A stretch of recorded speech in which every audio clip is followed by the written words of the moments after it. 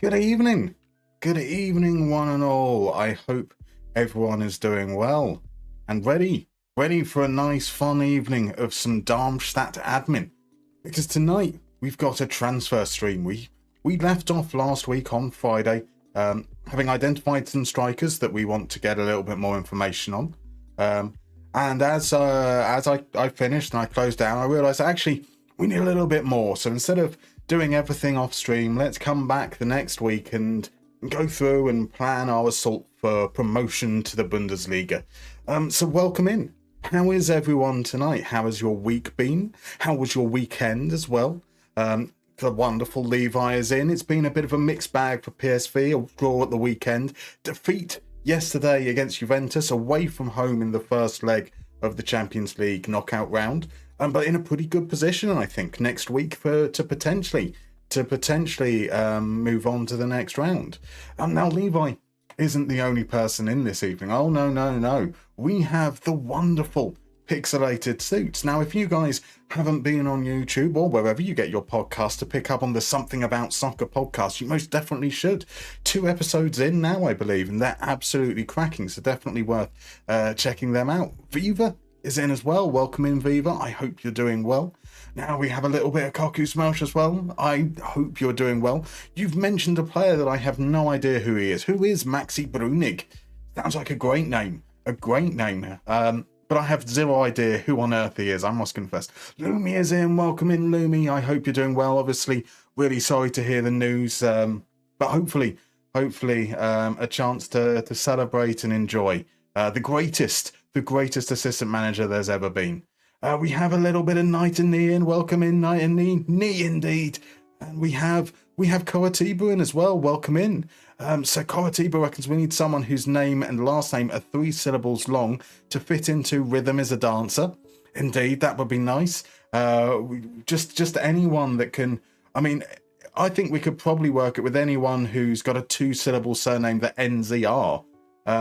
Okay, maybe not Cooper. Yeah, it definitely needs to have an Anza kind of feel to it, but that would be fun. That would definitely be fun. El Norby's in as in. Well, welcome in, as is Mr. Grizzly P. I hope you're doing well. Zerachul is here. And there's a DM bassist, and a Jabbits, and a Hungdom Min. My word, welcome in, everyone. I hope people are doing well. Let's head on over and catch you up with what... No, we won't. Actually, Koratiba has redeemed a little mystery minigame, so why don't we start off with a little bit of working those brain cells, and then I'll catch you up to speed with what's been going on. And as always, going to start off with a little bit of Guess the Player, because it's a relatively nice and easy thing to ease you into the day. So Night of Knee says, hope I'm feeling better. I am indeed. It's the heart stuff. It's a thing that I live with and deal with. It happens quite regularly, every few weeks or so, and it's just unfortunate. It literally, it happened last night, and I disappeared off to lie down, and I came back down, and OBS was still there, ready for me to stream. Just very, very bad timing, unfortunately. But we're all as good as can be, like an ogre in a swamp. You know, like, I'm used to it. It's a familiar surroundings, the environment that I'm used to. But at the same time, I wouldn't mind not being in a swamp. So, you know, you get used to it. It's fine. So, Kokusmo says, can't wait for the winter break to finally end. There's been no match since the 2nd of December. That is crazy. That is a crazy amount of wait. Lumi says, for real, the GOAT assistant manager. Absolutely. Absolutely. So, let's head on into the game, and I'll explain how this works. Really, really simple. You're going to see 4 pictures, 4, from a player's profile in Football Manager 24. You're going to see the positions they play, the attributes, the scout report, and then their career history, one after the other. Your job is just to guess who the player is. The earlier you guess, the more points you get. The more points you get, you end up on that lovely little scoreboard that's beneath me, just ticking along. All nice and straightforward. So let's head on over in and see the very first clue. We have a target forward, a right-footed target forward. Could it be Maxi? Was it Brunig? I'm going with Brunig. I'm going to claim it's Brunig, even if that's wrong. Who is, according to Kokuks, a 6'4" target man, currently playing for Heidenheim. Oh, okay, that's quite good. Came through the Würzburg Academy.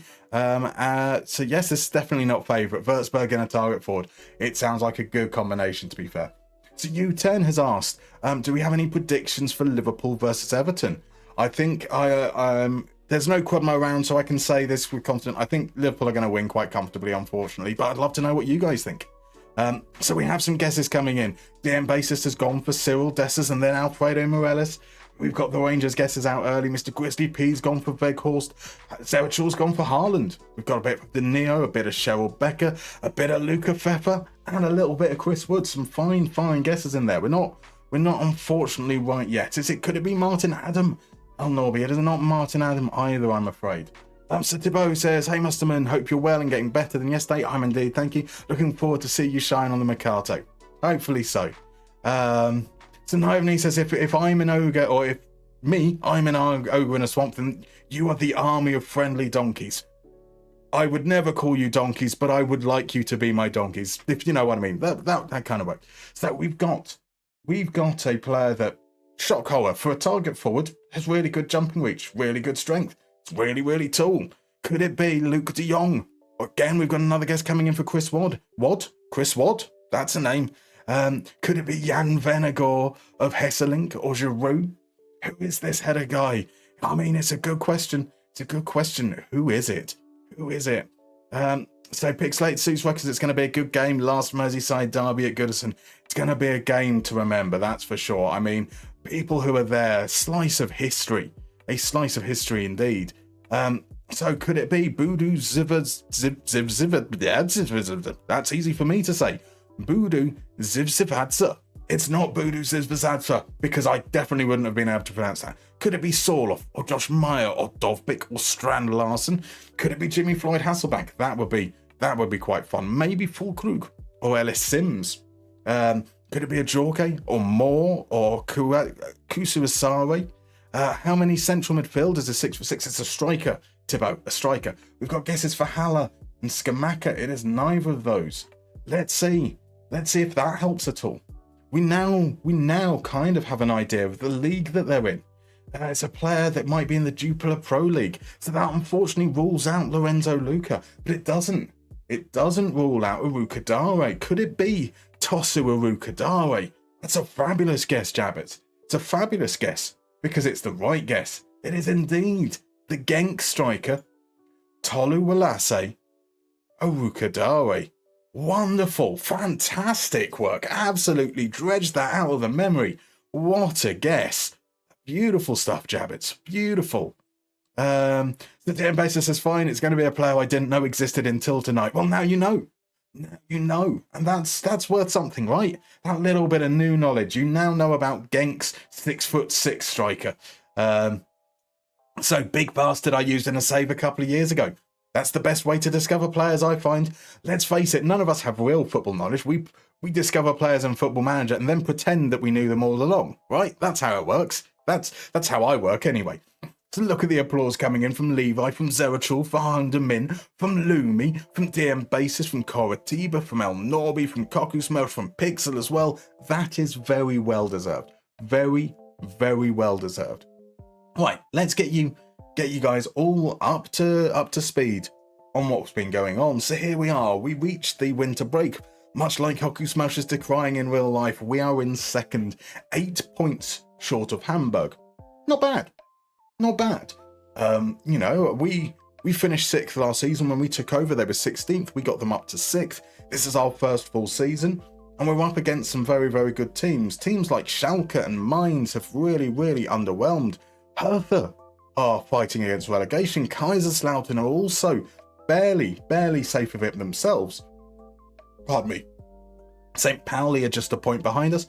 We're in a position where we might have a pretty good chance of getting promoted, which is good, because that's what we promised the board we'd do. We said when we took over that after our first full season, we'll get automatic promotion.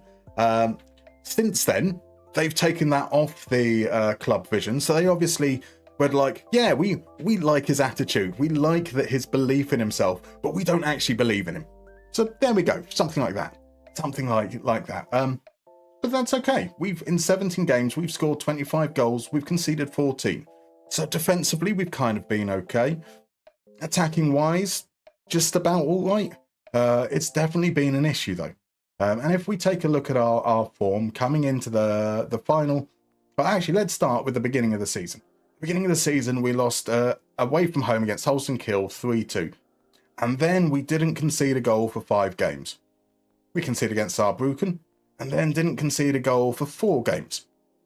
And then Friday night happened. And Friday night, we conceded lots of goals. We conceded lots of goals, and we struggled to finish our chances. So we've been and had a look through through our lovely list of scouted players to try and find some targets to perhaps improve our front line. And so we've got a nice little list of 9 players here that we're going to ask the scouts to take a look at over the next month before the transfer window opens. Now, I know that we've got someone like Yusuf Chamiti here. He was recommended by our director of football, and that's a recognisable name. A recognisable name that might be interested in coming down to the Zweite Bundesliga. That's quite cool. That you know, feels like someone who could definitely raise our profile a little bit. So we'll see how things go. He's been pretty solid. Fits the mould of what we want, which is a nice big boy, a big meaty boy up front. There's Jacob Lutostansky, who hasn't existed for the last 4 seasons because we only loaded Poland in at the beginning of the season, and he's been pretty good.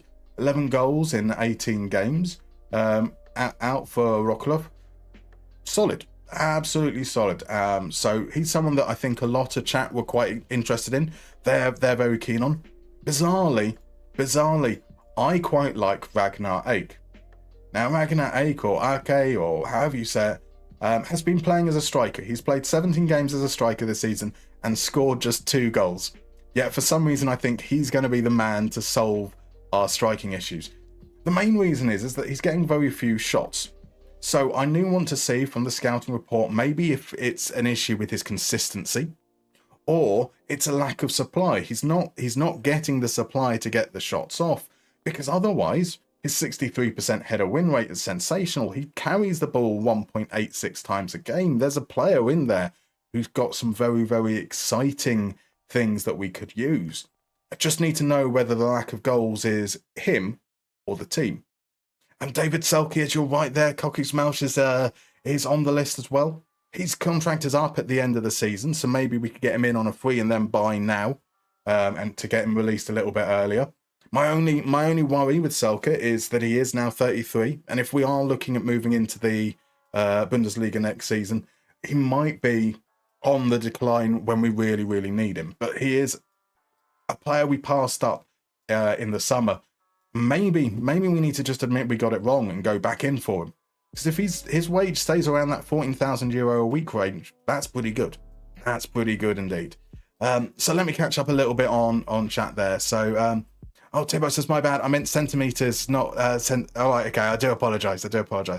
Coity was hoping that it would be Hollaback Girl. It wasn't, sadly.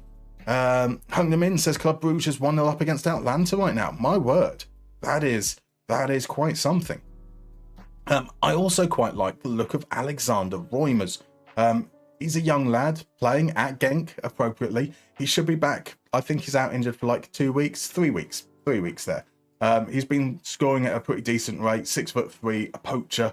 My concern is his lack of bravery, but possibly a player there that as a backup could be quite good. So apparently Arukadare is playing for Hull in your save. Ooh, that's not good. DM Basis says, in fairness, I've got Chiesa and Crespo up front. I'm not going to know who modern players are. That's a fair point. A fair point indeed. So Jabets didn't know who he was until he signed him. That's fair. So is the screen a bit weird for everyone else? Oh, what's happening? So let me see. This is the problem with me being a little bit behind on the chat. So are you still having issues with the screen being a little bit weird, Kokus Melch? And is anyone else having those issues? Do let me know. So I'm just seeing if there's anything else around that on there. I can't see anything there. So Red Up is in, by the way. Welcome in. Lovely to see you. How are you doing? How am I doing? I'm fine. It's just it's an existing condition. It happens quite regularly. Just unfortunate timing yesterday. So whilst we're in the squad screen here, let's talk about why we need to look at a few more targets. And it mainly comes down to Tarek Bookman. Tarek Bookman has been our star defender, I would say. 71% tackle win rate, maybe a little bit on the low side, but 72% header win rate, pretty good. 23 years old, really helping us with progression. He's scored a goal. Generally speaking, he's playing well. And he's playing that well, which is a bit of a problem. A bit of a problem for us. Now, the transfer window isn't open, so that's not the worst thing in the world, but they're circling. So we thought, you know what, let's have a look at his contract. It expires in 3 years' time. He's got a minimum fee release clause for domestic clubs in a higher division. So to other Bundesliga clubs, for 10.5 million euros. That'd be amazing money, let's be fair. But it does mean that just like foreign clubs, we're okay. I thought, you know, let's ask him about his contract. Let's see if he'd be willing to extend it. Maybe we could push that release clause up. Maybe we could make it a more general clause so that clause could be activated by foreign clubs. You know, take with one, give with the other, nice and fair. And he has absolutely zero interest in renewing. So we probably need to plan for Tarek Bookman to not be at the club past the next transfer window. We also need to be reasonably cogent of the fact that William Rashidi is still going to be out for another 4 to 6 months with his broken leg. Now, realistically, even if he's back in 4 months' time, it's probably going to be a couple of months before he's up to fitness, so we could probably consider his season over. And that leaves us with just Anton Guy at right back. So we need a centre-back. We need a right back. We definitely need a right back. We probably need a centre-back. Otherwise, though, I think we're kind of okay, depending on what happens in the window, so we'll see. So Kogu says, I think it was Twitch, you're having a meltdown, nothing from Wayne. Okay, that's good to know. Do let me know, though, if anything does happen. So Lumi asks, by the way, is this a journeyman save? Lumi, there is no real, goal with the save. It's a save whereby we see what happens. Yes, we've moved on to Darmstadt after 4 years at Mariehamn. It felt right. It felt right to start considering moves, having won back-to-back championships. But we'll see where it goes from here. We certainly would like to get ourselves promoted. And maybe we see what happens from that moment there. It's not the statistics! You tell me! How do you measure somebody that could balance a balloon in a wind tunnel on a needle? It's not the statistics. It's not the statistics. Mr. Grizzly P. Mr. Grizzly P. Mr. Grizzly P, you absolute gentleman with a gift subscription to JM Thoughts. You are an absolute star. So that's a progression monster, he says of Buckman. It is. Bookman. I'm going to change the pronunciation regularly. We will miss him if he goes, and I mean we've got to assume that he is going. An absolutely incredible player, and credit to the last management team for signing him, because that was before we arrived, and he is without doubt our best defender by a country mile. So let's look for players that can replace. Probably we're at 71% and 72%.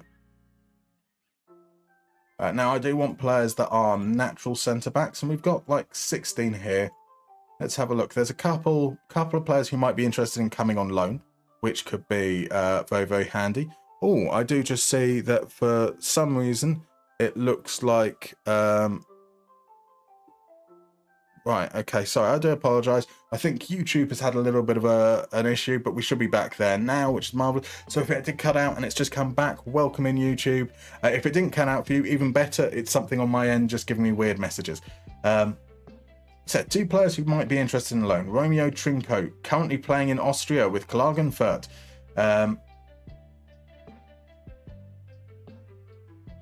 Pretty decent, to be fair. Winning his tackles, winning his headers.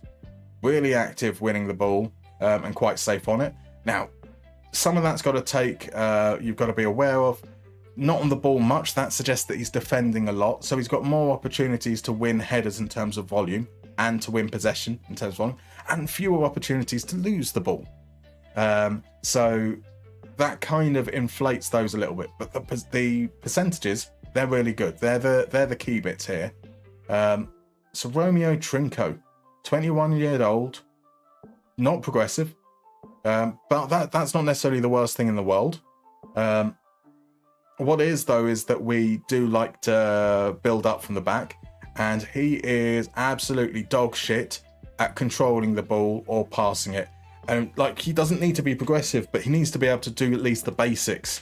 Because if there's a player in our defence that can't receive the ball and is going to be a liability, then that's a worry. So that's a concern. That is a concern. Yeah, probably not someone we're going to look at. What about Avril Lavigne? Avril Lavigne, another young centre-back. Clermont 2 in the National 2 group. That's a league we don't have full detail on, so we will pass that up for the time being. Let's have a look at those interested in transfers. And there's Filippo Mane, a good player from Dortmund. Been playing as a centre-back. He's playing for their reserves. That's going to be the 3rd division. Only one division beneath us, so that shouldn't be too bad. Catch22, oh, welcome in, my dude. How are you? Lovely to see you. Also, welcome in, Bill Houdini. I do apologise that I didn't catch you. Selke used to be a terrorist in all the saves, something like Wiper before Wiper. That is, like, David Selke has been sensational for a number of years. And I have a feeling he's still quite good in this one, isn't he? We'll see, I suppose. We will see. Right, Felipe Mane winning 90% of his tackles, 77% of his headers. On the ball, a reasonable amount. Progressive as much as you'd expect there. I like the look of Felipe Mane. He is wanted by Hertha, so let's add him to the shortlist. Let's get a scout report on him. Might as well go all the way. Til Sissoko. What we got there? We have got a left footer. We don't really need a left footer right now, but he is also 6'7", and that's quite sexy. I do like the idea of a defender that's 6'7", although he's only winning 80% of his headers. Been playing the majority of his career at the Zweite Bundesliga level.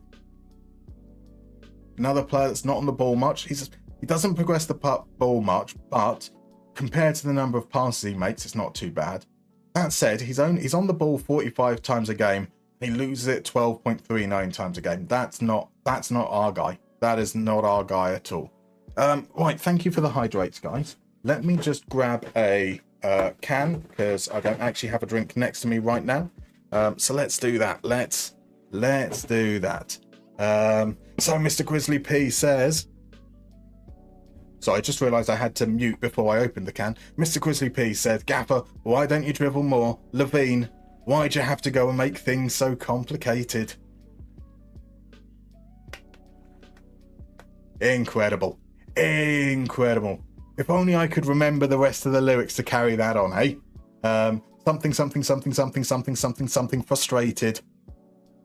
That's all I remember. It's bad. I think Levine would be good at dribbling. He'd just say, see you later, boy. Oh, it's coming in now. It's coming in now. Are there any more Avril Lavigne puns? I wish my knowledge of Avril Lavigne songs was wide enough to jump in here. I think there's the Hello Kitty song she did, and the Girlfriend song. That's all I know, sadly. So Nick Rosas is in. Welcome in, Nick. How are you doing, sir? So Bill says, hope you're feeling better. I am indeed. Still generally as good as we can be. So hopefully we won't have to worry about this for another few weeks, which is all good and well. Right, Sega says, absolutely love your vibe. Keep it up. Bless you. That is very kind. Benny is in. Welcome in, Benny. How are you doing, sir? How are you doing? Let me give a lovely little one of these. If my I button would work on, there we go. Go give Benny a follow. Benny is lovely and wonderful.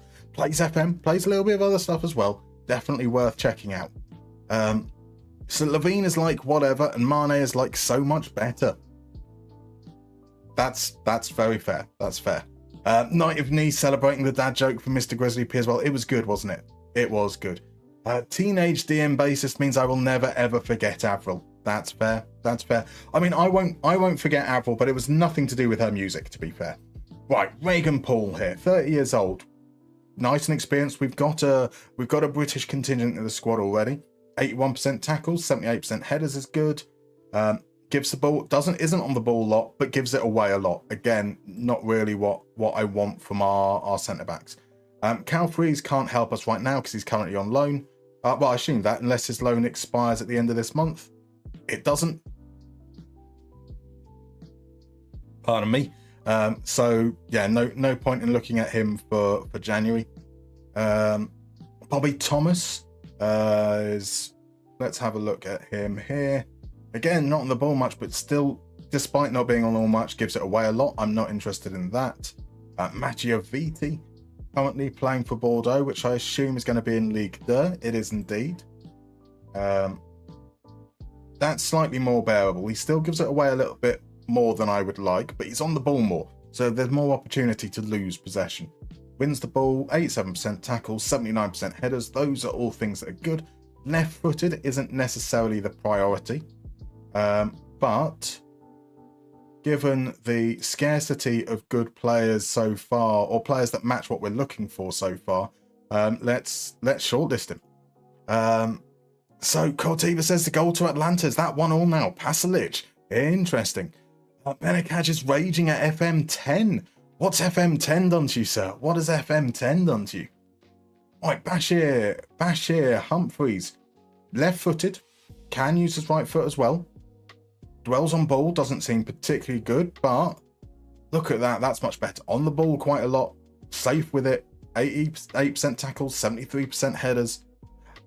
Value is going to be around 8 million. Yeah, let's pass on that. That might just be a little bit too much. In fact, the same issue with Matteo Viti, to be honest.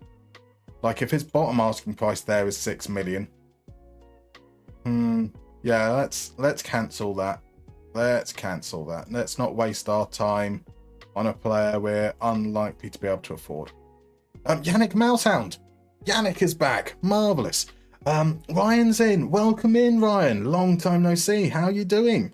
RJ's in as well. Welcome in, man. How are you? How's your weekend? Lovely to see you. Are we winning? We are thankfully not pressing continue for a very, very long time, which I think counts as a win as far as I'm concerned.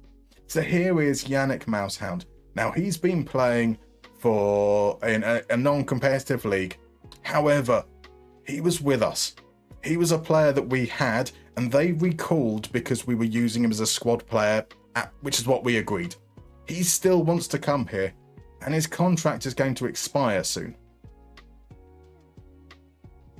I can't use this. That's not in an active league. But he's the defender. Can play in goal. We are definitely yeah, wouldn't it be nice to bring Mousehound back? I don't think that he is maybe say a replacement for Bookman. I don't think he's necessarily good enough in that respect, but I certainly would like to have him back in the club if we possibly could. So what about Justin Hubener, the Indonesian? Another left footer. He's currently playing in the Fortuna Liga in Czech Republic. I think we do have that. Yes, that league is running in full. So we can see 100%. Oh, 186 minutes. Can't judge off 186 minutes, to be fair.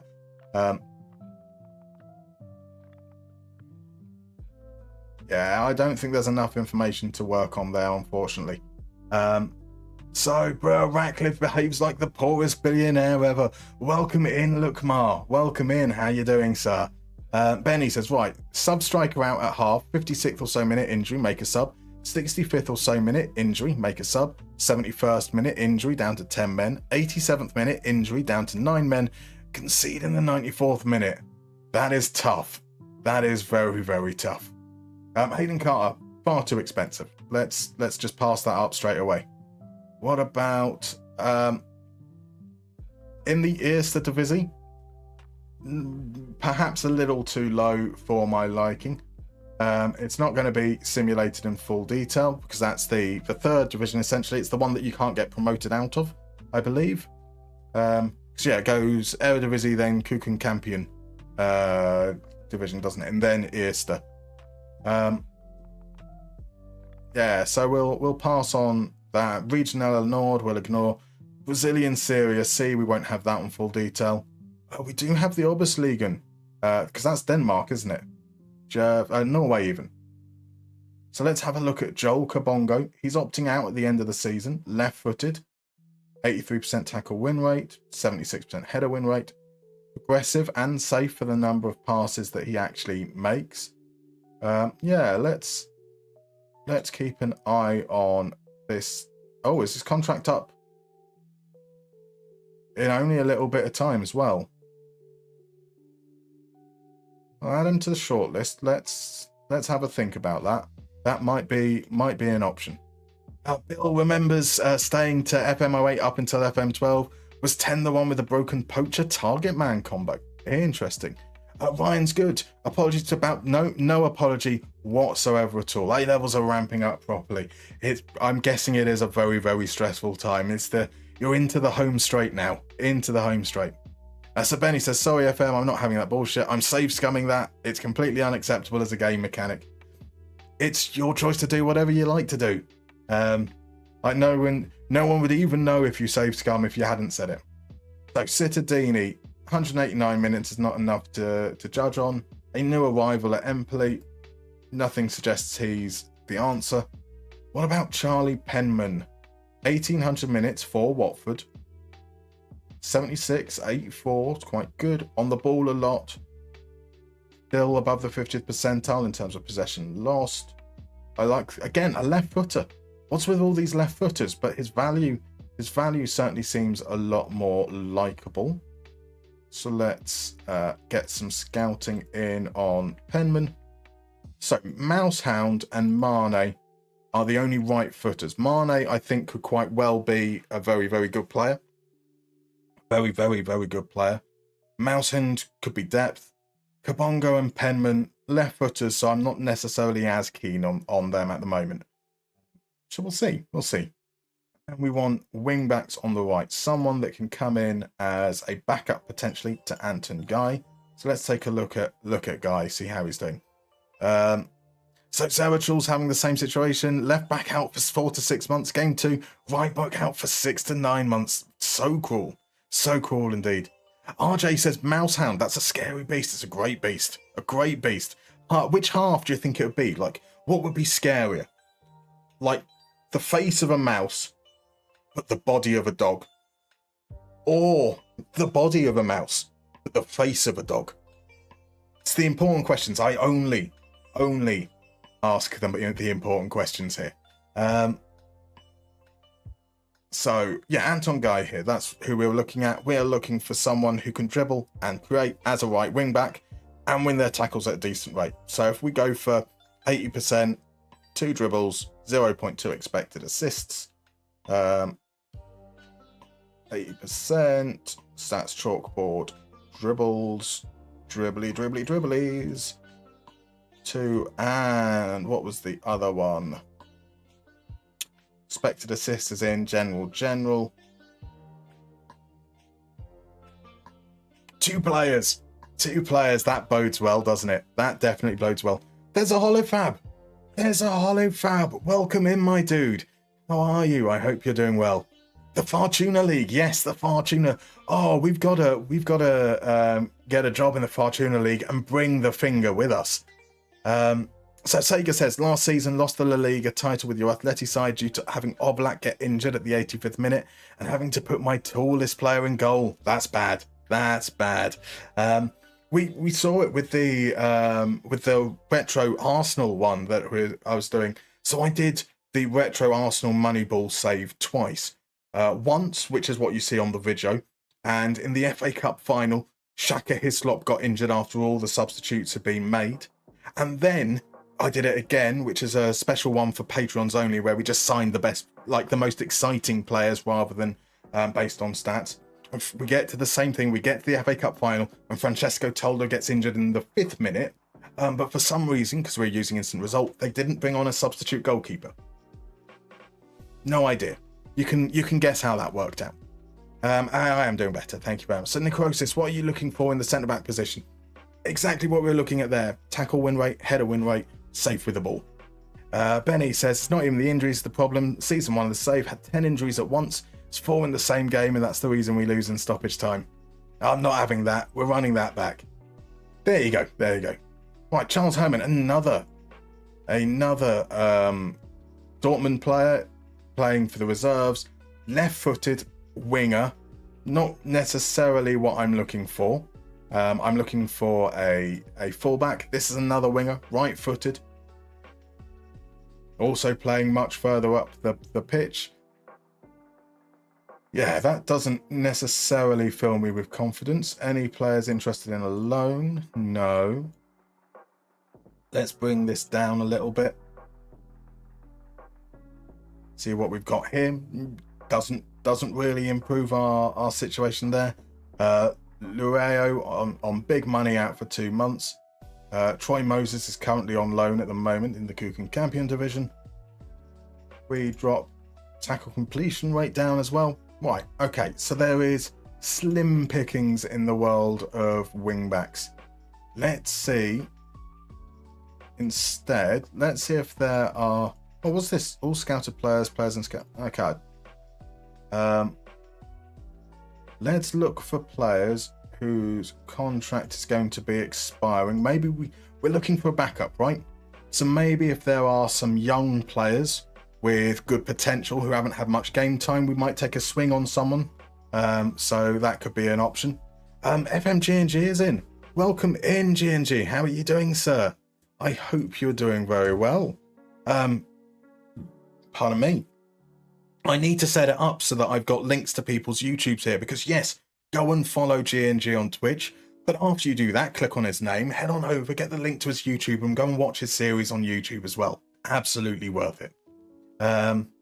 So, Thibaut reckons that Penman has got to put pen to paper for us. I like it. I like it. RJ reckons a big muscular hound with a tiny mouse head, of course. It'd be a classic combination. A classic. Let's have a look here. So, Thutu Mayanga played only 173 minutes. And so this is where we look at him based on attributes and information there. Isn't really a right wing back. He's an anchor. Can't dribble. No work rate. No teamwork. Yeah, we'll probably pass on that. What about Nikos Dimitriou, 20 years old, currently at Chelsea? 1,300. Contract's going to expire soon. He is a wing back that can't tackle. Doesn't have great fitness, but does have work rate, determination. Can't dribble, cut past touch. Like, I just want somebody who's got like enough about them. Not a great deal, just enough. Faust definitely not with his dribbling and crossing there. We've looked at Herman. Eluardi, 26, isn't really the age for a backup there. Do we have a player here? 100 minutes so far. Nothing we can judge on there. Work rate, determination. Doesn't appeal to me. Sansinito, left-footed. I want a right-footer. I need to be less picky from the looks of things. Theodore German. A German wingback called German. Perfect. That's what we need to go for. Barley's in. Welcome in, Barley. How you doing? Yusuf Sari. That would be interesting. Right, so Holofab's okay. Last stream before being admitted into the hospital. Sergey on Friday morning. Sierra a bit nervous. How am I today? I'm okay. I'm like, as I said, these things, it's a regular occurrence, so I'm used to it. I'm used to it now. Just you know, it happens. It happens, unfortunately. Obviously, I'm gonna probably be messaging you over the next couple of days anyway, Hollyfab. But if for whatever reason don't, good luck on Friday. I know it'll be fine. I know it's straightforward, but good luck nonetheless. A Legend is in over on YouTube. Welcome in, Legend. How are you doing? And Ryderwick, thank you very much for the follow. I hope you're doing well. Welcome on in. Right, so Theodore German. He's brave. He's slow. Rubbish work rate. Rubbish determination. Can't pass, cross, dribble, control the ball. Bad positioning, bad marking. Zero interest in getting involved in challenges, even if he's brave. Can't head, can't jump, can't move. Yeah, I think he seems great. Yeah, maybe not. Maybe not there. Tomo Zebic. Tomo Zebic has played 0 minutes for Leverkusen. Isn't being used in their reserve teams.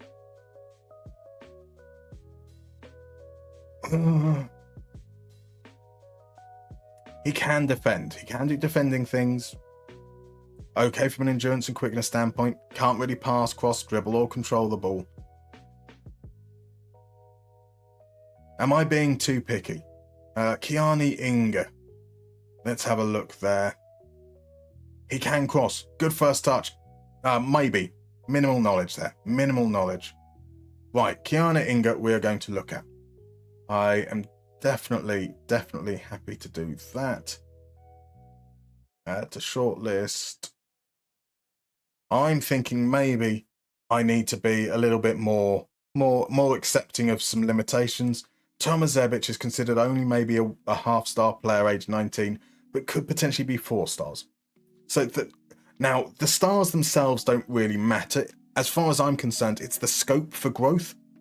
So there's the suggestion that he could get quite a bit better. They have a bit of a report in there, maybe.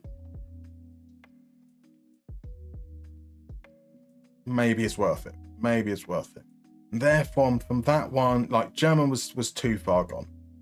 He was definitely too far gone. But maybe, in hindsight,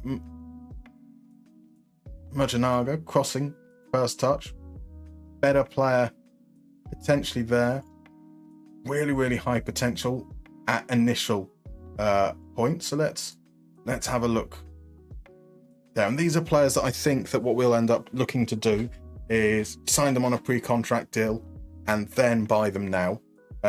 So if we could get him for something like 160k, that would be quite nice as a backup. So Levi says, hope the surgery goes well to Holly Fab. What a gentleman. Handler does Lukmar, as does Necrosis. That's the love we need to see. Lukmar wants me to sign Thutu Mujanaga. You'll pay me. Why are you so keen on Thutu Mujanaga? Is there a particular reason?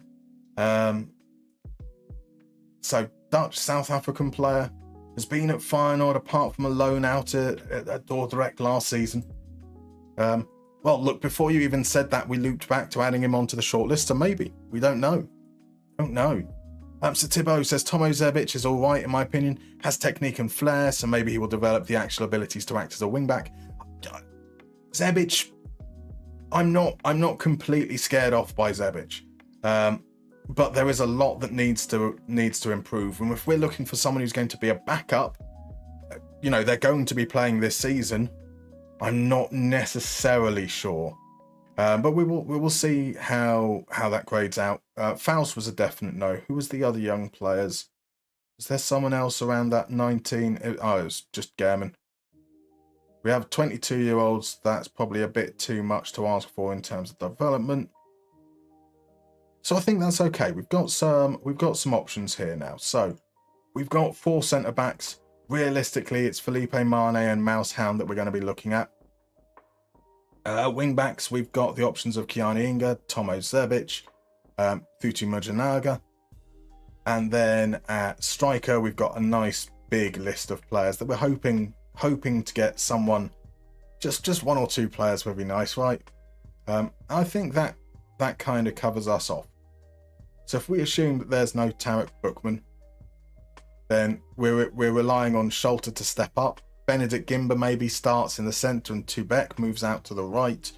But that would essentially give us three senior central defenders with a back 3, which would be a bit risky. So we know about the wing backs. Rashidi's out injured for the rest of the season. Brian Hine, I think maybe it's time we start transitioning to Tim Muller at left wing back. And we will look at this a little bit more. Where is Tim Muller? He's played only 280 minutes, not enough to judge, but he is creating chances. Even if he's only got 2 assists, he is creating chances when he's out there. He, in fact, 1.73 expected assists in 281 minutes compared to 2.13 from like 3 times the amount of minutes on the pitch. So we know that Brian Hine wants to leave. Maybe it's time to transition towards that. We've got Nürnberger here who can be cover at left wing back, so that's kind of okay in that regard. And where's the other formation we've been using, which is Pfeffer. So that's where we have Essa in midfield rather than off the wing. And so I'm kind of okay with our depth there. Maybe we end up looking to move Oliver Cooper on just a year after we signed him. He's been okay.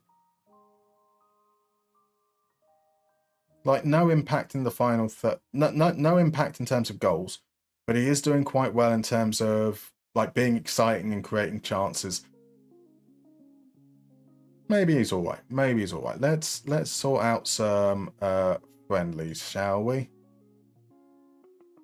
So we come back on the 13th of January. Training is back after Christmas, so we look to play Sunday. Let's play a nice easy game here against, let's play Hassia Dieberg. No idea who they are. And try and squeeze in a few. 1, 2, 3.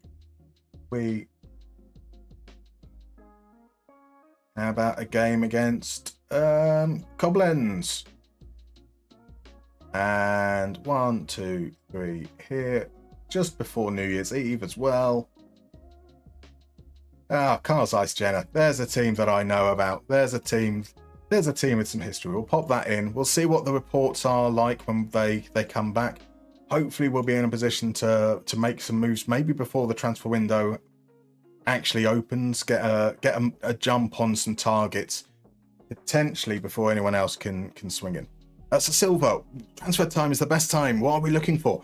I hope that's covered it for you. So we're looking for a striker, centre back, and a right wing back. So it was supposed to be innuendo. Can you Thutu Majinaga? Right, okay. I see. I'm so sorry. I'm sorry. So Kokux Melch isn't scared of Zebic, a German in the red light district. I don't know if I get that one, I'm afraid. So RJ says it's a lot of strikers. We picked up a lot of there were a lot of players that we think that could possibly be an option. How many actually make the cut once we've got some scout reports back, though? I'm not so confident. Hung Demin says we have a big team. You know I like a big boy. Tibbo is saying that sometimes my mic cuts off a bit. Is it just me, or is there something needing to be done? Is anyone else experiencing that as well? Do let me know. It seems to be picking up okay here, but maybe I need to tweak the gates a little bit or just move the mic closer. Do let me know if anyone else is experiencing that. RJ says there's a team called Worms. There's a city called Worms. We played Worms last year. Was it last year, or I think it was this time last year? We did indeed. We played Worms in a friendly, which would have been off camera because it was in a international break. We should maybe we need to make that a regular occurrence, a yearly game against Worms. So no problem with sound for RJ. Marvelous here. Fine for Legend 11 too. Marvelous. Obviously, if anyone else is experiencing that, do let me know. I'll see if I can work out what might be causing it. Yeah, maybe be an issue with like the noise gates or something, or I'm not being clear. So Tibbo says, okay, thanks, guy. I guess that's just me. Well, I mean, Kokus was having issues over on Twitch as well a little bit earlier, so there might be something with the feed.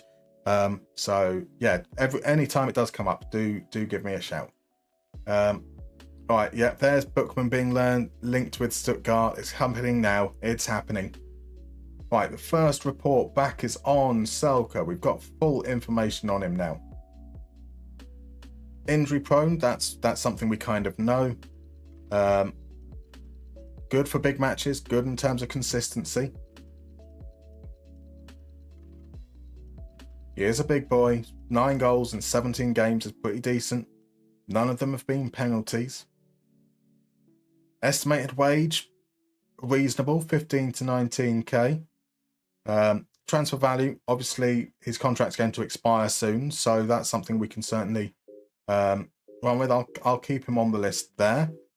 Ragnar Ake, let's have a look here. So he's meant to be consistent, good in the air, counts towards registration.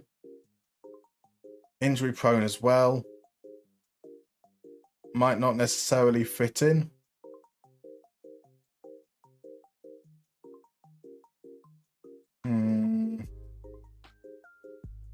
He's consistent, so we'll keep an eye on him. Alexander Reimers. Good attitude, which is marvellous. Lack of consistency, but he's 21. So I'm less fussed about bad consistency in a young player. Of course, what we need is someone that can actually be useful. So let's... right, okay, Gonzalo's got a problem with the mic, which is marvellous, because we've got an ad just coming up in like 5 seconds. So I'll see you in 4 minutes, and I'll fiddle around in that time. See you then.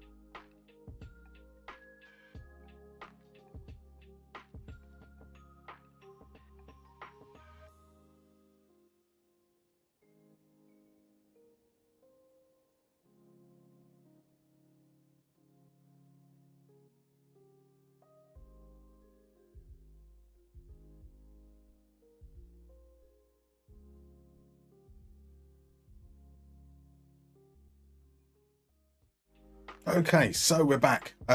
During the break, I have just fiddled around a little bit with the release on the noise gate and on the limiter, so do let me know if you're still experiencing any problems with the audio. I can keep on trying to adjust it. I'd like to say welcome in, by the way, to the Norse guy. Hello from Norway. I hope you're doing very well. Welcome on in. We are about to play a little mini game because Farby has redeemed a mystery mini game over on Twitch, and this mini game now is going to be top 10 or Tenable, as you may be familiar with it. Otherwise, it's going to be really simple. In a few moments, I'm going to reveal the criteria, and you need to guess the top 10 players that meet that criteria. It's a case of fastest finger first. Just chuck your guesses in chat, and if you get it correct, it will reveal itself. You get 1 point for each correct answer, up to a maximum of 5 points. So if you guess 6 or 7 players, I'm afraid you're only going to get 5 points. And those points get you onto that lovely little leaderboard below me.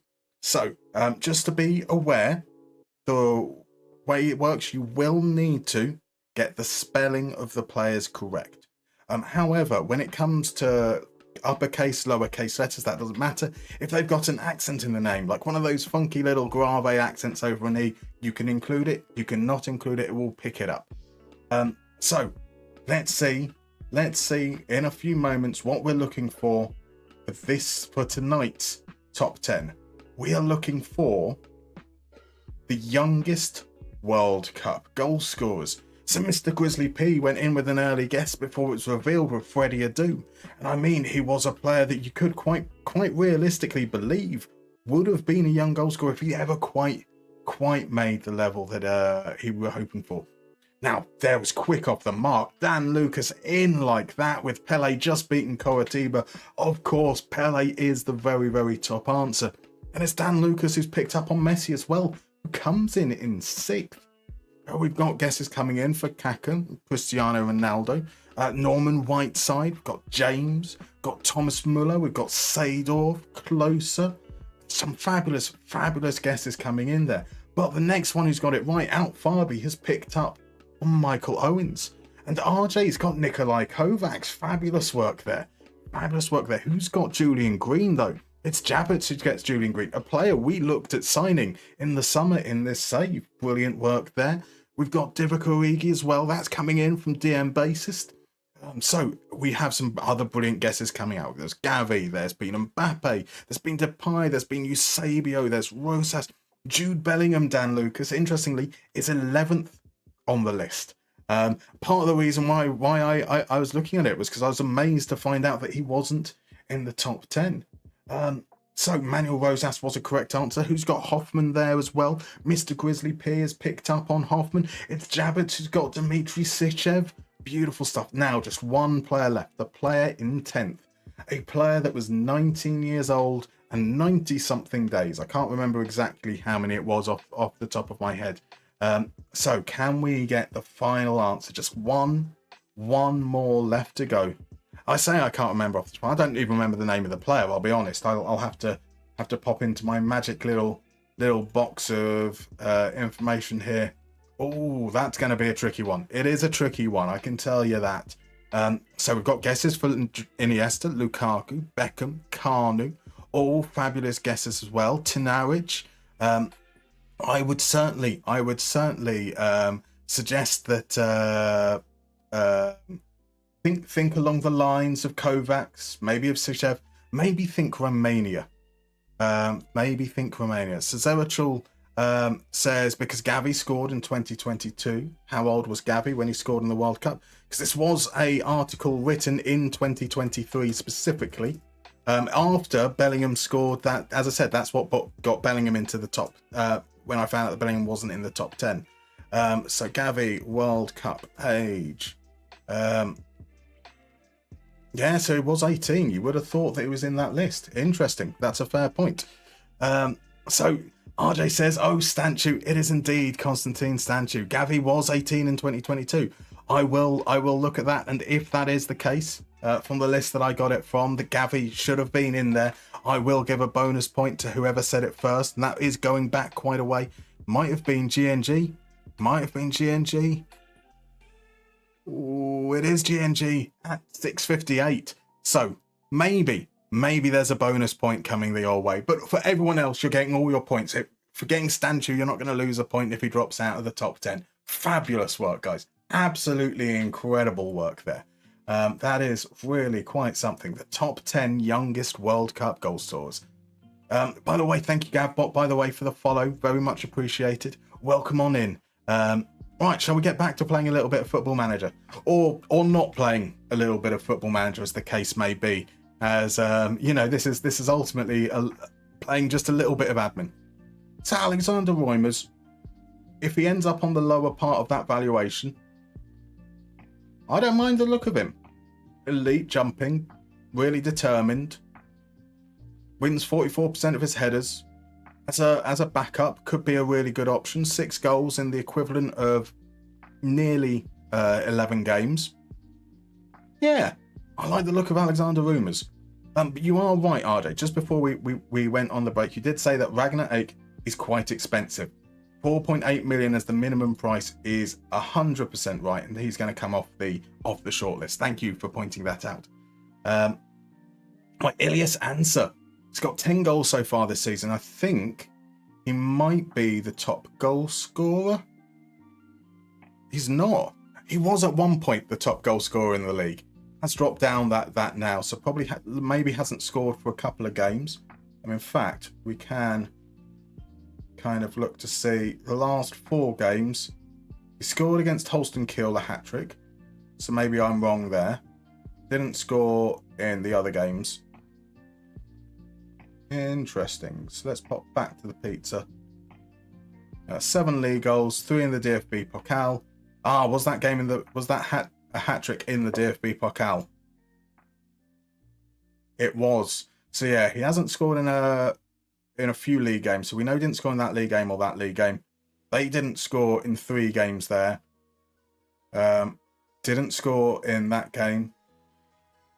Or that game. When did he score his last goal?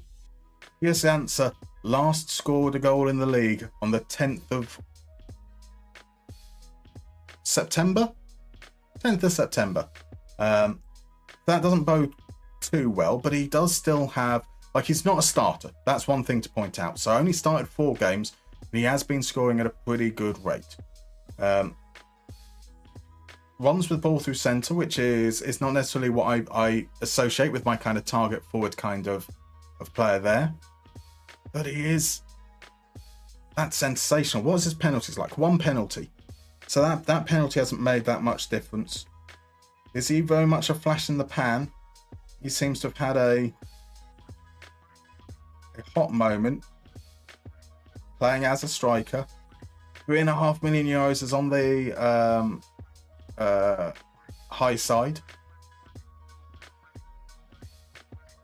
€20,000 a week is also on the high side. I'm going to pass on Ilias Ansa, I think. He looks like a good player, but just something doesn't quite feel right about it for me, I'll be honest. So RJ says Reumers is still playing in under 18s in Genk, not even in under 21s. Well, yes, I mean, so let's have a look at Reumers there. So he's 21 in game now in 2028. So kind of would make sense. He must have now is he 18? Is he 18 then now? So he must be 18 at the moment. Maybe it's could he be the Freddie Adu of this edition? A player that they think is, well, actually no, he's got good enough potential for the Zweite Bundesliga. That's maybe Bundesliga standard, but might be good enough for us. So there's no RK Redemption RK, unfortunately. There isn't. No Redemption RK. Ladislav Almasi fan is in. Welcome in, my dude. Asking about Mike Penders. RJ says signed for Chelsea, indeed. Gunshale says Ilias is not the answer. Beautiful stuff. Beautiful stuff. Right, so Felipe Mane here. Injury prone, but consistent, likes big matches. Wage demands are likely to be on the high side for us. That is something to be very, very mindful of. Asking price, though, isn't too bad. As we say, we know that in terms of his performance, currently playing in the 3rd division, because he's playing in Dortmund reserves, he's doing very, very well, though. So making that step up to the Zweite Bundesliga shouldn't be too big. Whether he can then make the step up all the way to Bundesliga, that would be where my question is, especially for potentially a very, very large wage. But definitely someone I think we should be keeping an eye on. We've got our report back on Tomo Zebic as well. Full knowledge on him. Injury prone. An inconsistent 19-year-old is fine. Possesses a fair amount of pace. I just don't know. We'll keep him watched. I don't know if he's going to be the answer. Mujanat Naga, adaptable. Not injury prone, not inconsistent. Good flexibility. Now, it says he can play as a centre-back, but he's also 5'8", so that wouldn't be a consideration. Like, most of the right things we want from a technical standpoint to, stand out wide, sending crosses. What are we saying here? So he's best at marking.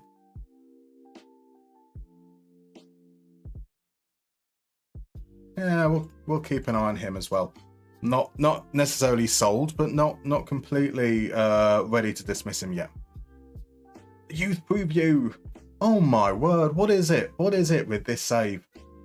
Like, I swear that it's always goalkeepers. The best that every single youth intake we've had, they've been excited about a goalkeeper relative to the rest of the intake. But it looks like another shit intake as well, just overall. So the Freddie Adu, you mean the Fabio Payne? The Fabio Payne. Now there's a memory. There is a memory. So RJ says Genk have pretty good Belgian youngsters coming through at the moment. Don't they always? Like it's a conveyor belt, isn't it? I feel like there's the years of Anderlecht being the team that would have players coming through seems to be on the decline, and it's always coming from like the Genks nowadays. El Norby says, what's your opinion about Ladislav Almasi's potential move to Hungary? Asking Ladislav Almasi fan. Interesting. A C-rank goalkeeper. I mean, that's one of our best youth intakes for years. Granted, we were at Mariehamn for a reasonable amount of time, so we weren't expecting good youth intakes. Right, Hertha interest in Bookman. That's no worries. He's in the same division as us. Release clause on SA, I think. So his release clause is 9.75. Again, higher clubs in a domestic league. If we get that, like, he's currently got 4 years left on his contract. I'd expect he'd want a big uplift. I'm happy for us to risk that. We'll see what happens. A young goalkeeper we're being linked with. He's doing all right. Might be a good player. Another one who's injury prone, but that's it's not a priority for us at the moment. Right, guy completes his course. That's fine.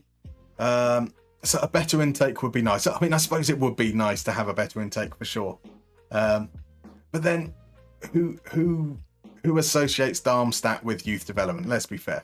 So RJ says Genk has the best academy in Belgium, followed by Anderlecht. It feels like who's come through? So who's come through Anderlecht in recent years? There's been De Bast, obviously. Yeah, I genuinely I struggle to think of Anderlecht graduates. I'm so sorry. But I suppose part of it is also that Anderlecht have invested quite a lot in players from abroad as well. So sometimes I imagine there's players that have come through that aren't necessarily like signed before they reach like the under 16 level kind of thing. But so there we go. We've got Tabast, Sardella, Stroikens, Vasharen. Fair enough. Before that, Doku. Obviously, Doku. That's a fair point. How is Debast getting on? So is he now in Sporting? Yes, he was. He was on the bench, wasn't he, for the game at the weekend with Porto? I did notice that. Koratiba mentions Doku as well. Koku's Melch points out that it's going to be hard to get youngsters when we're next to Frankfurt. That's fair. That is fair. We have a Robbie Joey in. Welcome in, Robbie Joey. How are you doing, sir? How's your weekend? How's your week been so far? So RJ says that he was injured. That's fair. Because I mean, like, I feel like that's a good move for Debast. like a big team in a league like Portugal, where the majority of the time Sporting are going to be expected to win.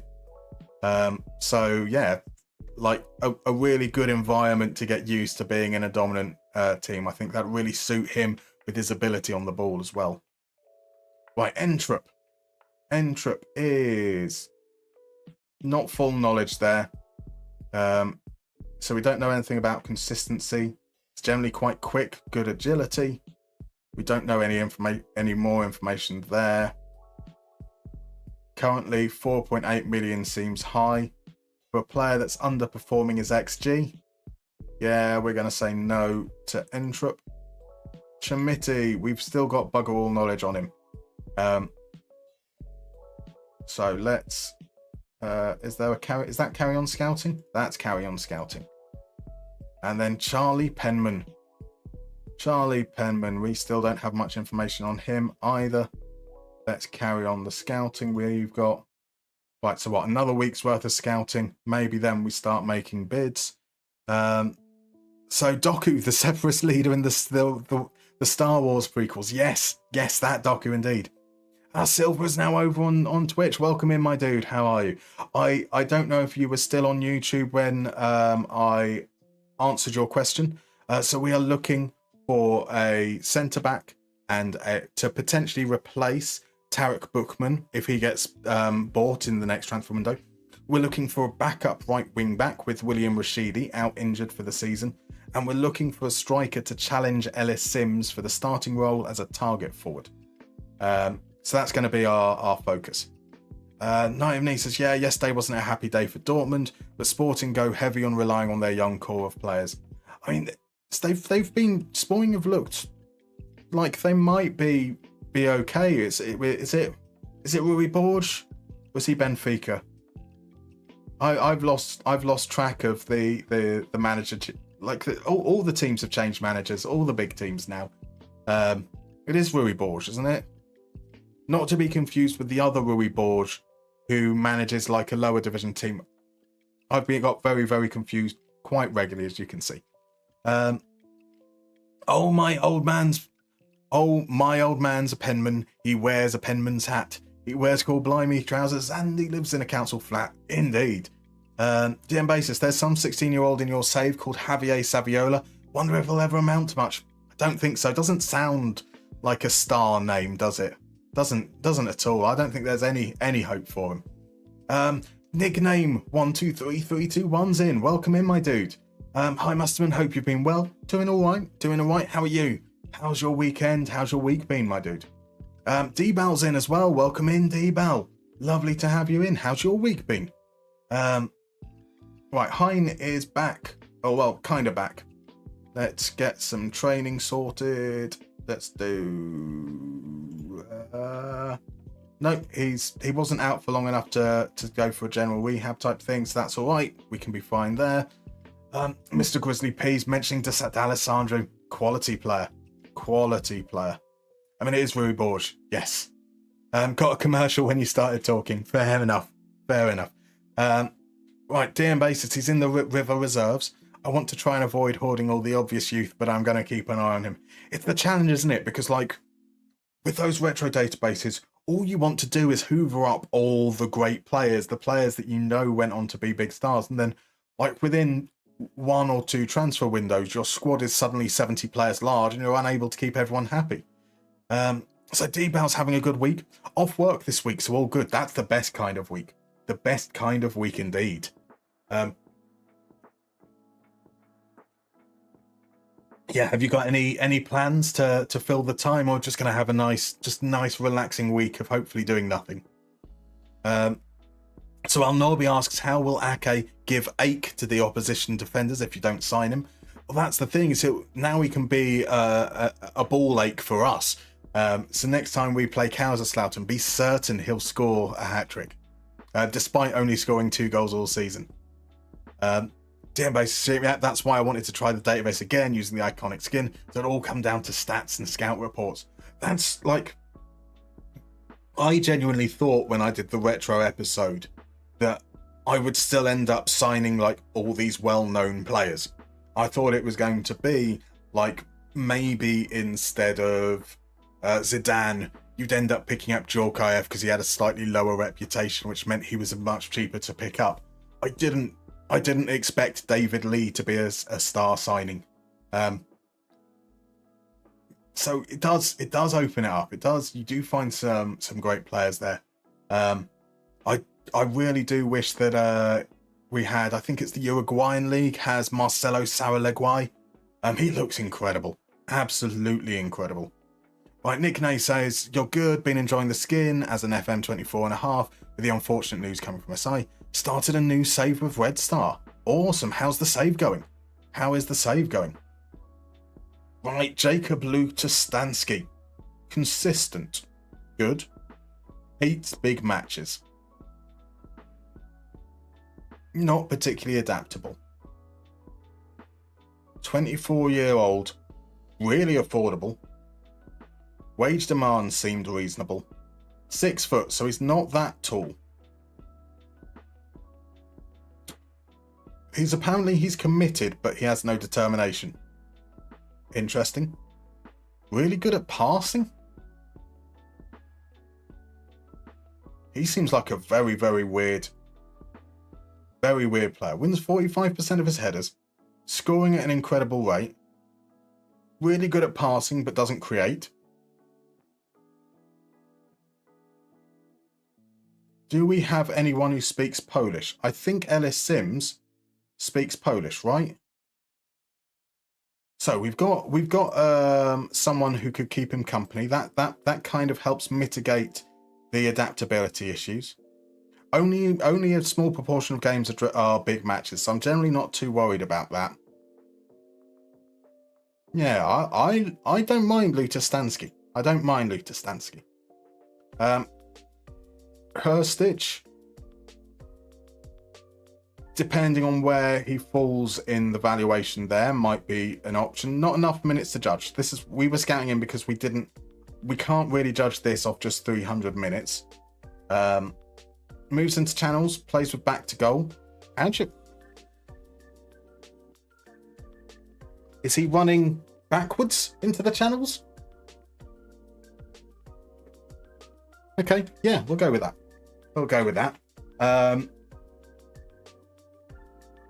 Yeah, okay.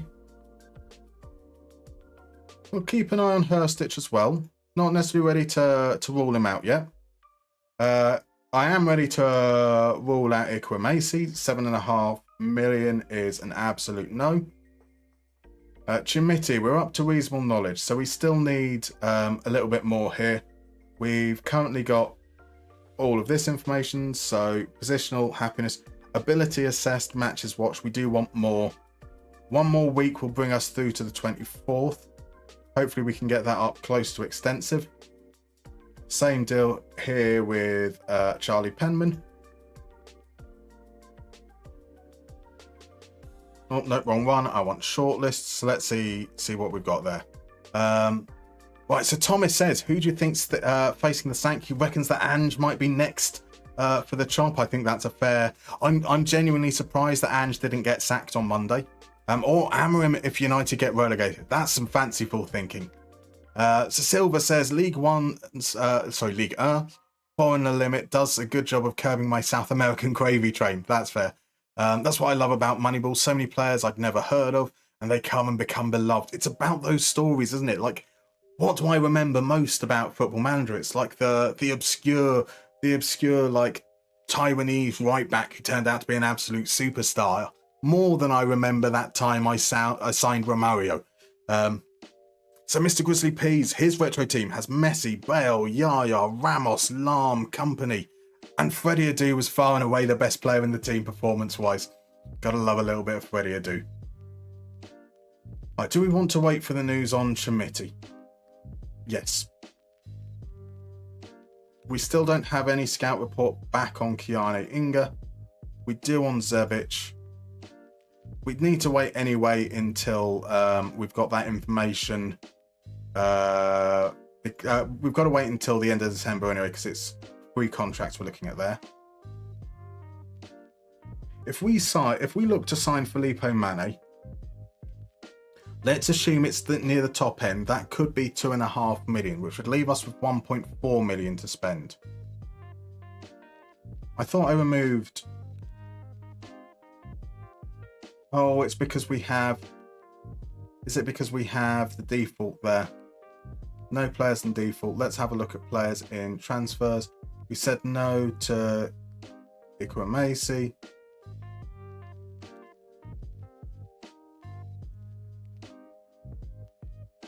Are there any other players that I've... Right, there we go. So those are the options there. Let's say we've got 1.4 million left after that. We might be able to afford Reumers, Lutostansky. Could get Selke. Chimiti's going to be too expensive, but we're probably judging some of that possibility on the money we receive. Oh, finances. We're in the black. 15% of transfer revenue. Let's ask now to increase the transfer budget. Whilst we remember, I can get that up a little bit. That might help us. RJ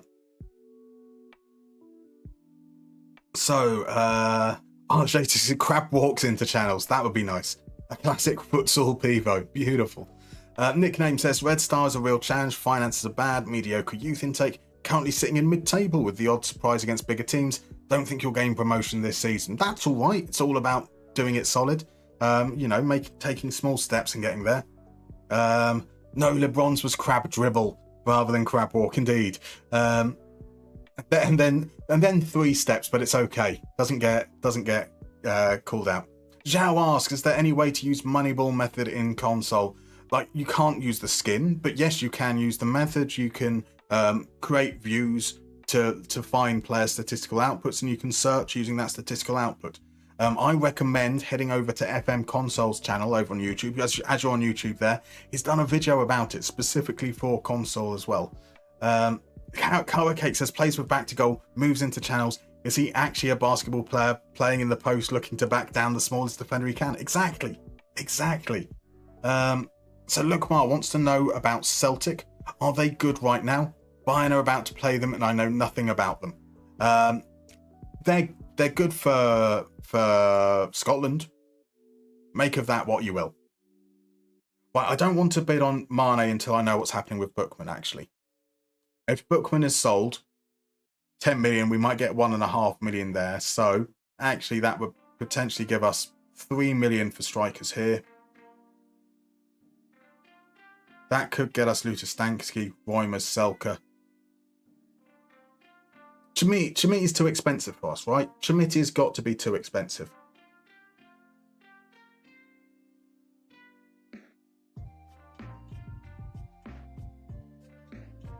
He is the kind of player I want, though. 58% header win rate is really quite special. Like, better than Selke. Better than Reumers and Lutostansky. Not as good as Herstich. Herstich and his basketball type playing style. Oh, Adam's in. Welcome in, Adam. How you doing, my dude? How are you, sir? Lovely to see you. So RJ has told Lukmar that they play in green. Great knowledge there.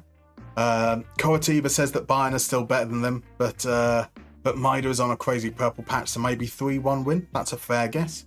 Tiambasa says that European form has been poor under Brendan, but they are a very good team. I mean, they did lose, was it 4-2 to Aston Villa? They went 2-0 down within about 3 seconds. And we then let them back into the game, and they still threw it away. So Silva reckons that Tottenham can't get anyone better than Ange in the market. That's why the reluctance to sack him. That could be fair. Could be a fair assessment. So El Norby says, you're gutted you don't sign Chucky either. I wanted to hear his full name in your commentary. That's the real reason. That is the real reason. We don't want to have to deal with that. Right, so let's see. Adam is doing well, thank you. And yourself? Doing good. Herstich Crab. We've got some people are liking the idea of Herstich. Plays with back to goal, moves and channels a Vietnamese elite striker's moves. So, hey, I saw the video about Porto coach and Independiente Val or Guadalajara got erased from the schedule during the break. When do you plan to release it? So, Thibaut, as I mentioned on like the socials, and it's on the YouTube, it's been posted in the YouTube community as well as on Discord. Data's now to be confirmed. Because I was ill yesterday in the health flare-up, that means that I haven't been able to finish editing the videos. So rather than try and rush through it, I'm just going to say date to be confirmed. It's the next video. I don't know exactly when that will be. I hope it will be this week. It might be next week. Right. Do we just...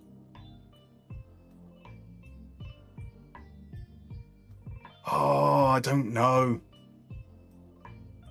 Right, Nemeth has no resale value. Who are other players that are getting interest in them? Benedict Gimba is getting some interest. It doesn't make any difference really to our plans. I think we wait until... you know what? There we go. This is what we're going to do. We will be bidding on a striker first and foremost.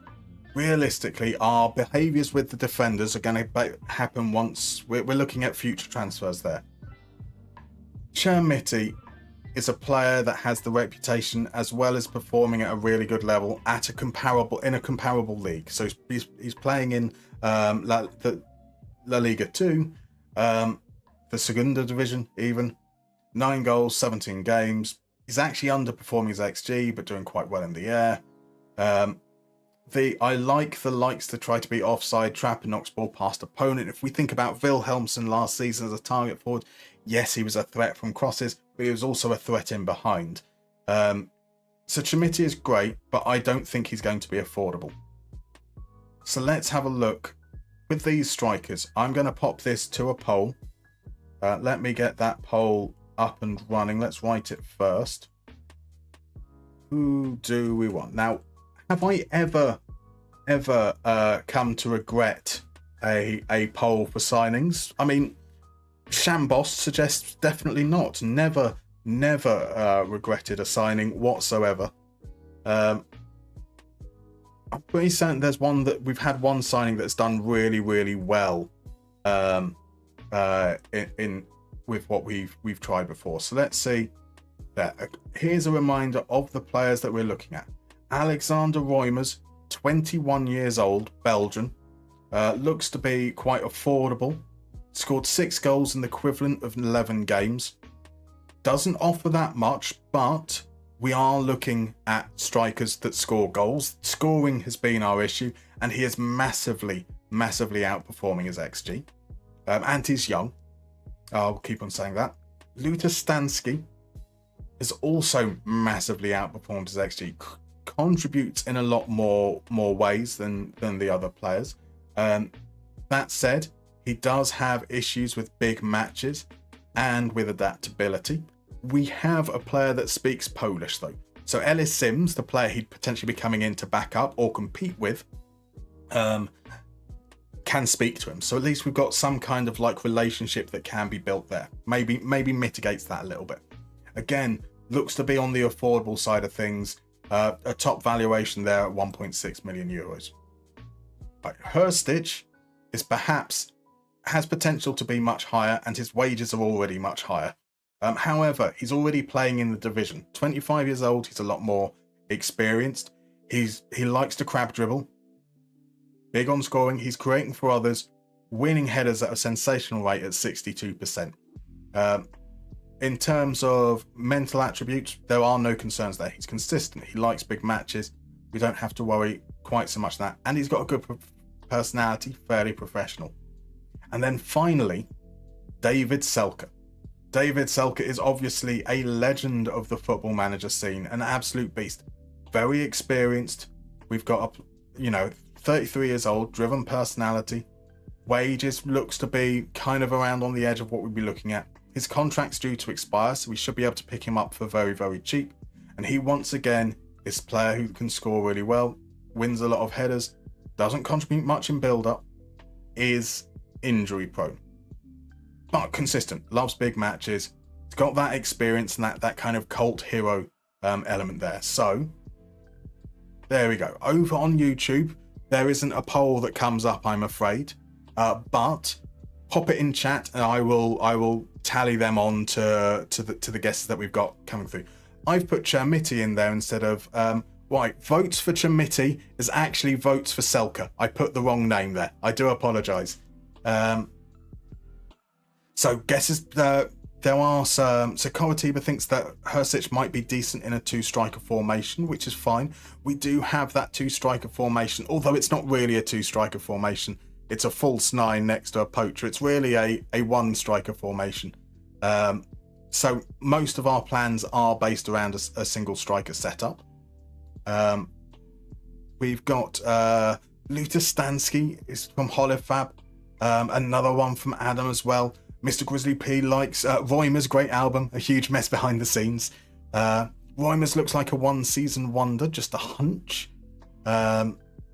So Carl Walker marking Igor, last name translates to passion, is football poetry. Yeah, the less said about that, surely. Right, Thibaut is a fan of Lewis Stansky as well. RJ likes Chermiti. Krojcic looks like a playmaking target forward. Krojcic? Who's Krojcic? Who is Krojcic?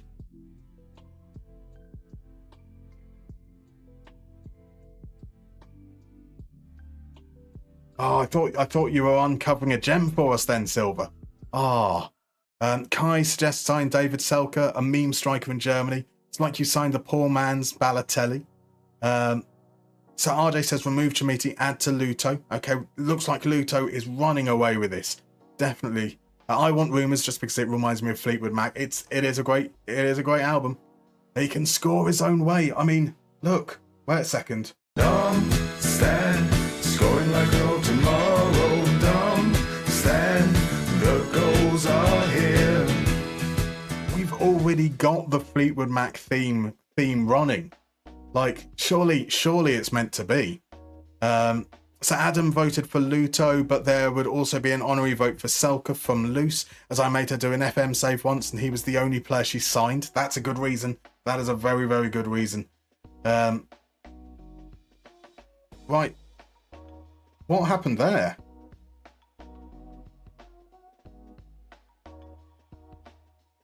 So Dino Topmuller was their manager, and he's moved on to Freiburg. So St. Pauli in third, with a change of manager, going from a 4-2-4-3-3 to a 4-2-3-1 potentially. We'll see. Maybe that derails their season a little bit. That'd be nice. Oh, fuck off.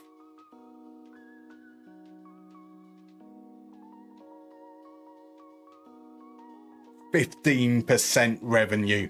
You bastards. You are absolute bastards, the board. So, the votes are in. The votes are in, and they're not just in. They are very, very conclusive. We've got 7 votes for Luta Stansky, as well as 2 votes from YouTube. That's 9 votes. We've got...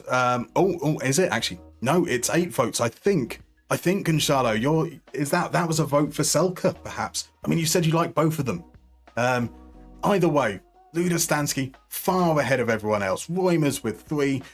Selke with either 1, 2, or 3, depending on what you count. It looks like Luta Stansky is the man. Not a single vote for Crab Dribble. Not a single vote for Crab Dribble. So let's see the deal here. We're keen on signing him. Right, they don't want to sell mid-season, so that means it might end up a little bit higher than 1.6 million. Wages in at a reasonable bit. A minimum fee release clause for potentially less than it would cost to buy you. I'm not going to do that. That's cool. Let's see what the deal is here then. I'm expecting... So generally, when I've seen the not willing to sell during mid-season, I find that means you're generally looking about 10% above the top range. So 1.8 million is what I'm expecting they're going to ask for. He doesn't have any caps, does he? So let's see if we can do that. Where's international appearances? You can have a little bit there. Let's give you some installments. Let's do it as 4 installments. It's in at about 1.5, and we will say percentage of profit at 10%. And there we go. So they've gone up to 2 million plus that there. That is going to be a no.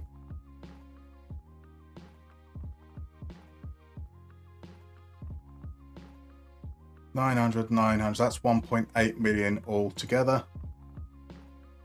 They've said, hey, give us another 325. We're going to do that. Let's just say 900 and 900. So around that 1.8 million. That's what we said. Right. So hopefully Luta Stansky can be our man. We'll see. Right, so let's see what we got going on there. Sadiq says, Musterman, you are the best. You changed my FM experience with your skin and methods. I'm glad you enjoy it. There are many, many fine out there. So Silver meant the moves into channel guy. Right, yeah, for a Stitch Perfect, cool. Right, interest coming from Randers, that's fine. Important player? I don't think so. I don't think so. I am happy to say, if you score 10 goals in the second half of the season, you can make the move up. Right, there we go. Top division wage rise 10%. 1 year extension, that's fine with me. He is an arsehole, let's be honest. Like, all these demands seem a little bit on the high side. Say 18.5 is reasonable. Come off it. Come off it. You earn 2.5 grand right now. I can't agree this deal.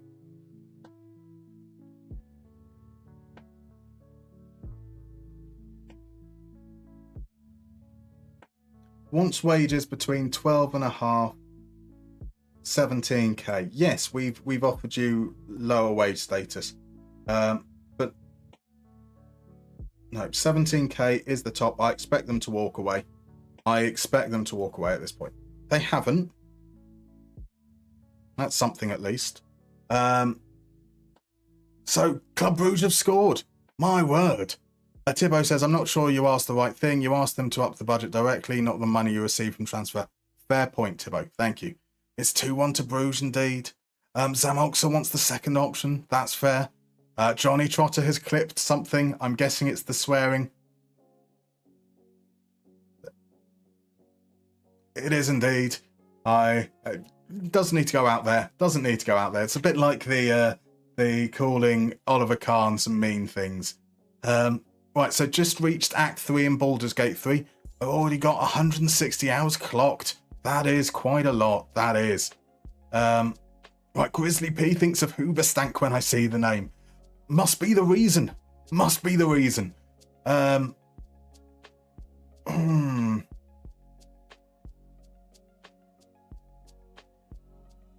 what was the previous offer? Appearance fee 6.5, goals 6.5, 5, 600k. I don't mind some of those things. 8, 6. Signing on fee up to 1.2. I'm sorry.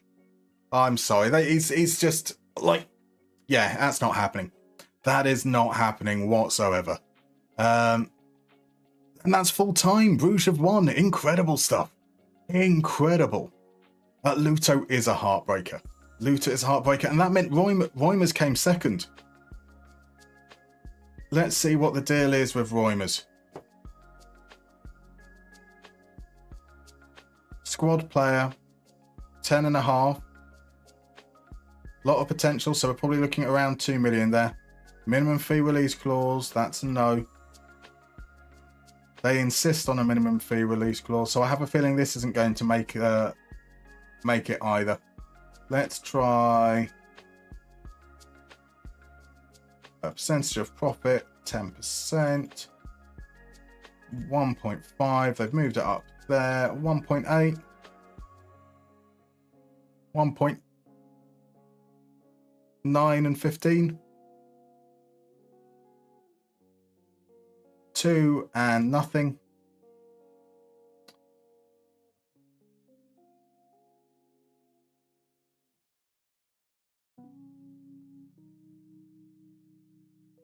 $2.25.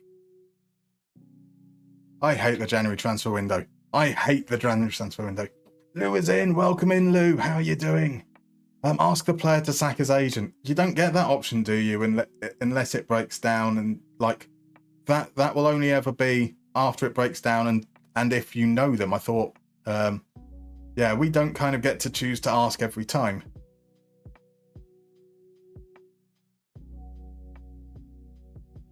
Goals. You got to score a load. That is absolutely out of the question. Yearly, that's gone as well. That is 10%. That's gone. What's the comeback? Are they just going to walk away? They are just going to walk away. Okay. So the Selka was next. Selka is next indeed. We want to see some crab walking all over the defense. Definitely crab walking, not crip walking. Right, so Izaka's in. Welcome in. Love to see a scandalous decision by the ref to give the penalty. A defensive action not even considered as a soft foul. Not happy with the result then. Not happy. Yep, fair to walk away. He's insanely annoying. That's marvellous. FM legend Beto scored.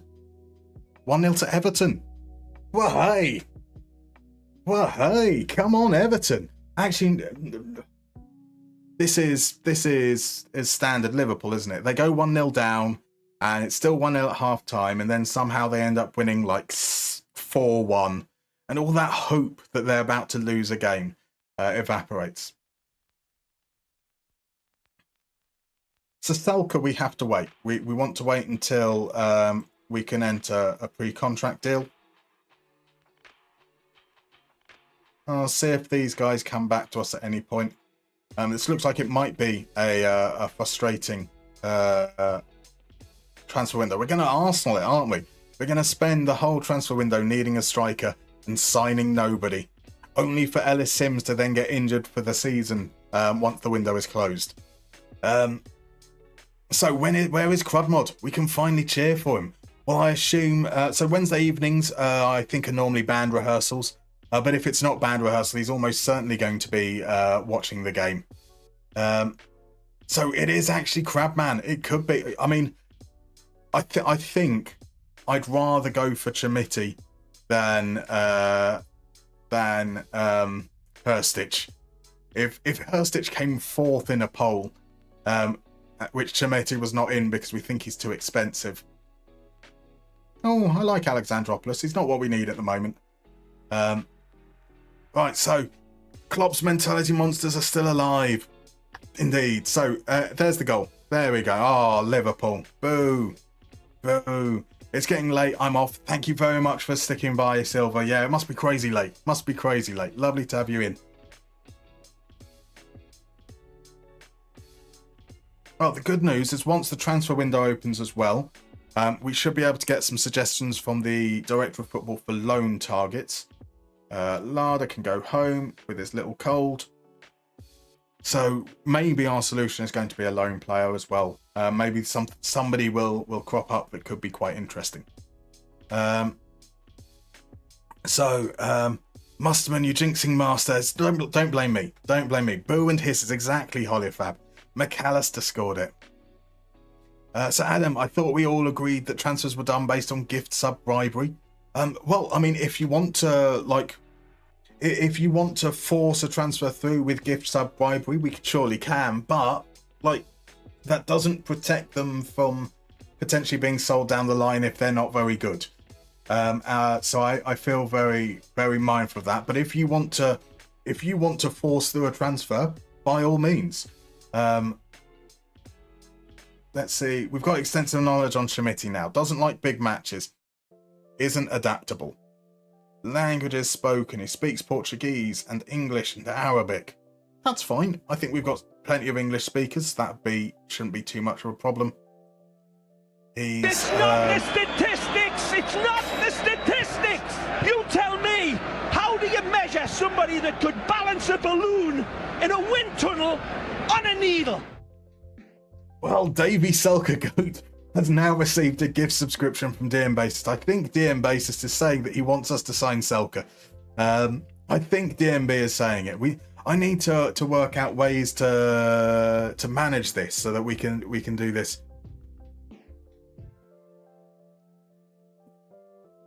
properly. So it looks like David Selker is, well, we still can't bid for him until I think it's going to be whether it's the 30th or the 31st. The plan would be with Selker is that we go for a pre-contract, we get him to agree to it, then we use buy now and hope that we can pick him up for maybe just like 50,000, 100,000 euros. But we need a striker, so we'd be happy to probably pay whatever the top end ends up being. So is Chamiti good in real life? He's certainly not done anything to... It's not the statistics! It's not the statistics! You tell me! How do you measure somebody that could balance a balloon in a wind tunnel on a needle? Adam has given a subscription to Lato. Is that you saying that you want us to go back in for Lutastansky? Are we ending up in some kind of like battle? Because that's going to be... Now I have no idea how to manage that. Or are you wanting us to sign Shambost? Is that what's actually going to happen? So is Chamiti good in real life? He hasn't lived up to his move to Everton, but then Everton have struggled generally. So it's difficult really to know how much of that is on Chamiti and how much of that is on Everton. He's still young though. He's still young. So DM Basis, Selka was once linked with Rangers and his Aussie Ethiopian descent. Neither of those things are particularly helpful to us, but it's cool nonetheless. Fair enough. That is a good. So strangely, I couldn't find the exact name. So it's more of a permanent record of the heartbreak. Right, so we don't need to go back in for Luto. Cool. Burnley, who are Burnley even playing? Burnley playing. Which is good because their agent hasn't come forwards to try and bully us into or beg for us to go back into discussions. So Chamiti is good, just in the wrong team, quite possibly. But also, I mean, like young players with that build, that kind of, he's 6'4", he should be a good kind of target for a player at that age. You know, generally they're quite raw, they're quite inconsistent. They're the kind of players that get better once they get some experience under them. So, first bid coming in for Tarek Bookman. It's underneath his minimum release fee. And it's non-negotiable. So that's just a straight up bugger off. And we're going to have a friendly before the window opens, which is nice. We're mainly going to be using this to get players up to fitness. We've got 3 games between now and the actual restart of the season. Gimba's injured. Right, we've got the reopen talks. So I'm now willing to meet to finally find an agreement over my client's contract. I consider him as a deep lying forward. We're looking for target forwards and he will be doing whatever I ask him for. Incredibly interested in joining. Still saying 13 to 17k. So if we discuss this. Wants a minimum release clause for higher division clubs of 1.5 million. 13 most noteworthy players. Let's say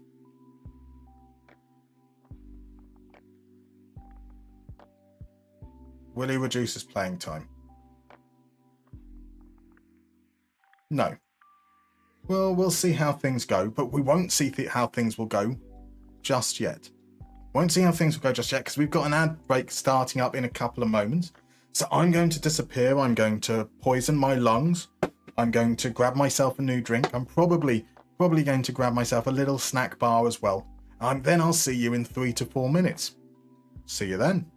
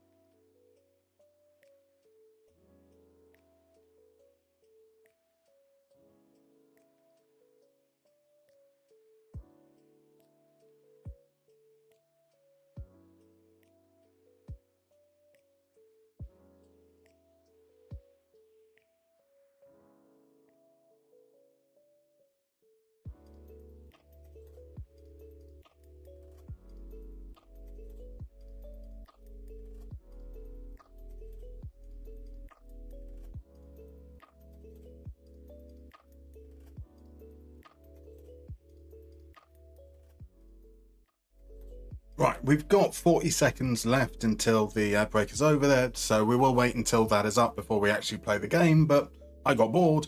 So DM Bases, do you remember when it said like the estimated delivery window is?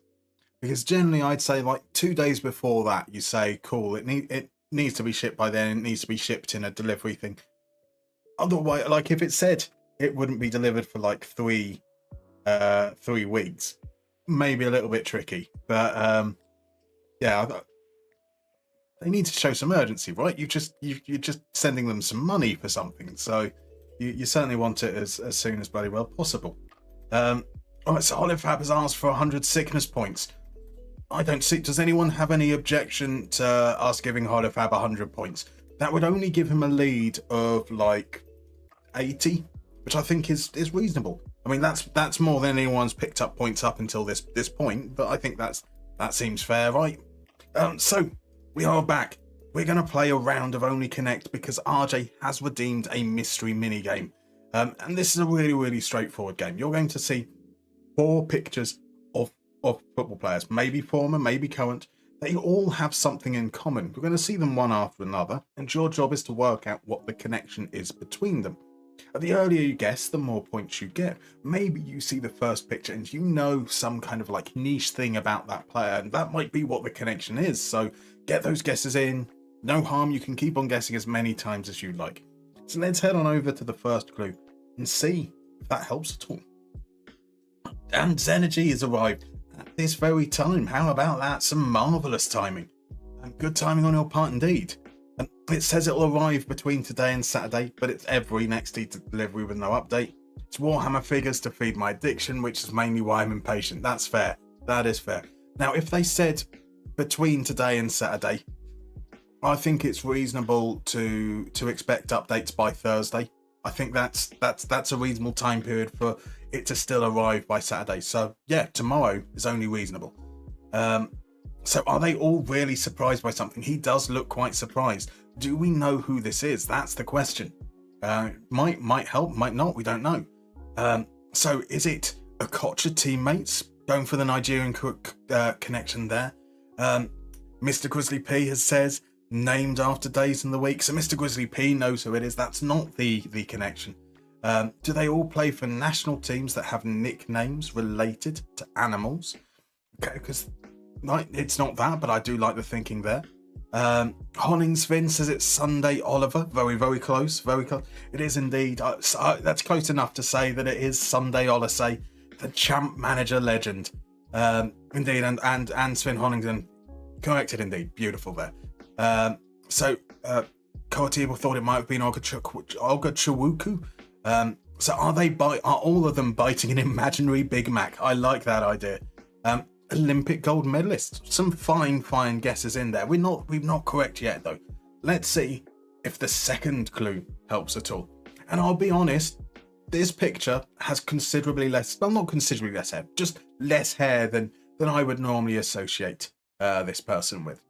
So Johnny Trotter has suggested they might have played and managed their countries, which is a fabulous guess. DM Basis wonders if they all wish they were as good as Julius Agahoa. No one's as good as Julius Agahoa, let's be fair. Although actually, wasn't Sunday Oliseh like a 20 long shots player? That was pretty fun. Honningsven is correct. That is indeed Claudio Taffarel. So Zeratrul's gone for won the league in 3 or more top leagues of Europe. I like the thinking. It's not, unfortunately, but that's a nice thought. Kotib's gone for scored the winner on the Olympic final. We've got 1994 World Cup players. All some fine guesses. RJ's just saying Taffarel is old. He is old. He is. All of them are unknown to anyone born after 2002, quite possibly.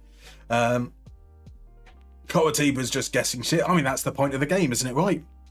Like, even if you don't know, there's no harm in just throwing guesses out there and maybe chancing your arm. Evening, Tom would like some advice, so I will respond to you after we've played the game, Tom.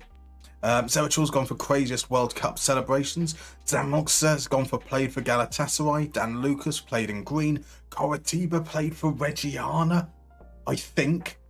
I mean, Koatiba, you've just said that you're guessing shit. And as far as guessing shit goes, that doesn't feel like guessing shit. That feels like knowing shit. That feels like you know that Sunday Odyssey played for Reggiana. That you knew that Taparel played for Reggiana. Soon you're going to be telling me that Obafemi Martins played for Reggiana. And had a small chance that maybe even Fabrizio Ravanelli played for Reggiana. I don't think it's that though. It definitely can't be that. Oh shit, it is. They are indeed all former AC Reggiana players. Fabulous work, Coatiba. So you said that you knew some Taparel. That's fair. That's fair. So we had other great guesses in there. We had Olympic medal winners. We've been told that Celtic have just scored, but it's offside, maybe. DM Basis, didn't Nakamura play for Reggiana? I think so as well. That would have been a fabulous player we could have put in there. So why Reggiana though? Why not? Why not? I mean, we've got to find, when we're looking at connections that are teams, we need to find someone a little bit interesting. If we just went for like former Man United players, that'd be dull. That'd be boring. The Taparel, the guy that won mind games with Baggio in the Battle of Pasadena 1994. Indeed, the famous penalty shootout.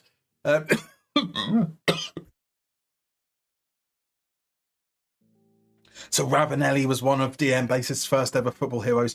When he signed for Middlesbrough, like me and everyone in the playground after we'd score a goal, it was always lift the shirt over the head. Oh, what a player. What a player. So is Reggiana a type of cheese? I mean, it is, isn't it? I was tempted to do a mixture of Parma and Reggiana players so that we had like the full Parmesan connection to be really, really obtuse. But I don't think that would have been fair. Right. Let's go back in and bid once again for Lutastansky. They believe that's unacceptable. There you go, an extra 100,000. That will be all that you're being offered. Right, players are near the end of their contract, so we can now speak to them. No one that we can speak to there wants to be a coach, impact sub. We don't currently have any space, so not on offer right now. As a player, 19,000. Taking him up, that will actually be 18 months if we agree, if we can buy him out. 15 games. If he's playing 15 games and we're promoted, I'm happy to extend him. Let's move that down to 18. That down to 4.5. That 3.5. And we'll give you an extra 100 euros for an unused substitute fee. That's all right. I'm quite happy with that. So Mouse Hound, I'm also... Let's see what his agent says. We're looking at a few players right now. 7.5 isn't too bad for a squad player. Yeah, okay. Would he accept lower? He would accept lower. I'm happy to go with that as well. So Coatiba knows the Brazilian Serie B, so the other Serie B should be fine. That's fair. I mean, and obviously Reggiana, when these players were around as well, they were a Serie A club. You know, and that's where some of those great players, some fantastic players over the year. Right, Mousehound, fringe player. I'm happy with that. And then he asks for more than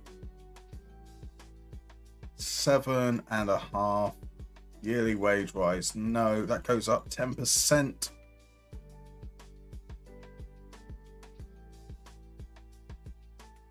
That's excluded.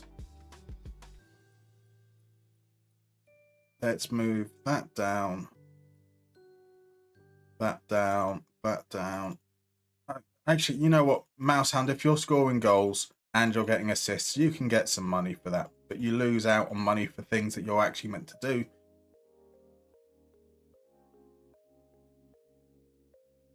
We will push that up to 8k. God, you're a dick. So Cocky's Mouse says, as someone born in 2000, anything that happened before 1999 is not real. It's just fabricated by the FBI. So I think the world is much older than it is. You are right. You are right. Yeah, that celebration is iconic. Fuck all these into TikTok fans. Ravanelli was where it was at. I mean, it's so simple as well. So I take Big AI hand in the air over the Big Al hand in the air over the Ravanelli all day. Like the classic big hand in the air, right? You know, it is a classic. But Ravanelli, like it felt sexy and continental. I can't be giving you a... Right, what was the very first offer? 9.5k, 1.3. Right, 9k. And that comes down to 1.5.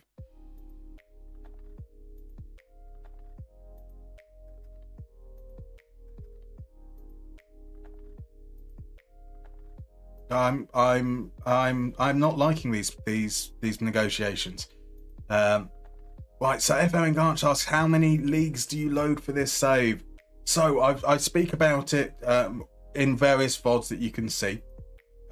So currently we have these leagues loaded: Austria, Czech Republic, Denmark, England, Finland, France, Germany, Italy, Netherlands, Norway, Poland, Portugal, Spain, Sweden, Switzerland. We didn't have them all loaded at the beginning of the game. We changed the leagues depending on where we're managing, so that we end up with places with some kind of like geographical or disparate relationship. So places where we're currently in Germany, if there's places that lots of people come to from Germany or Germans end up in, we then change leagues. If we then end up moving on to, say, the Netherlands, that might change again. We might load back in South Africa. We might end up... Have we got Belgium in? We don't. We'd probably end up with like Belgium loaded as well. And maybe we'd end up not having some of these other leagues that don't necessarily have as much of a relationship with them. Places like Poland, for example, might be, and Austria might then be loaded out. So it changes and it adapts as the save goes on. So Johnny Trotter's benching Alan Boxic. What a player. What a player. Right, Zebic. Do we go in for him? Kiana Inga. I feel like Inga is more work. What happened to the other player? Has he signed a new contract? Mojanaga's had his contract extended, so he is now not part of our consideration. So let's see what the deal is with Zebic.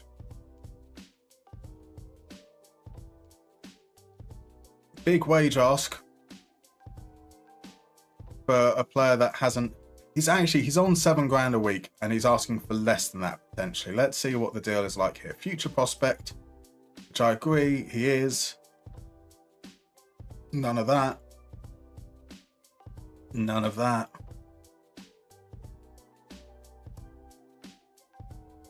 Back to 6.75. Go to 7. Okay. Right. Zebic will give a chance. Who are the other options there? Lada, our backup goalkeeper, not an issue. Zebic over Inga. Mousehound, that's broken down. None of these guys we're wanting to bring over, so that's fine. None of that matters too much. Gimbert is out for 3 weeks. Marvellous stuff.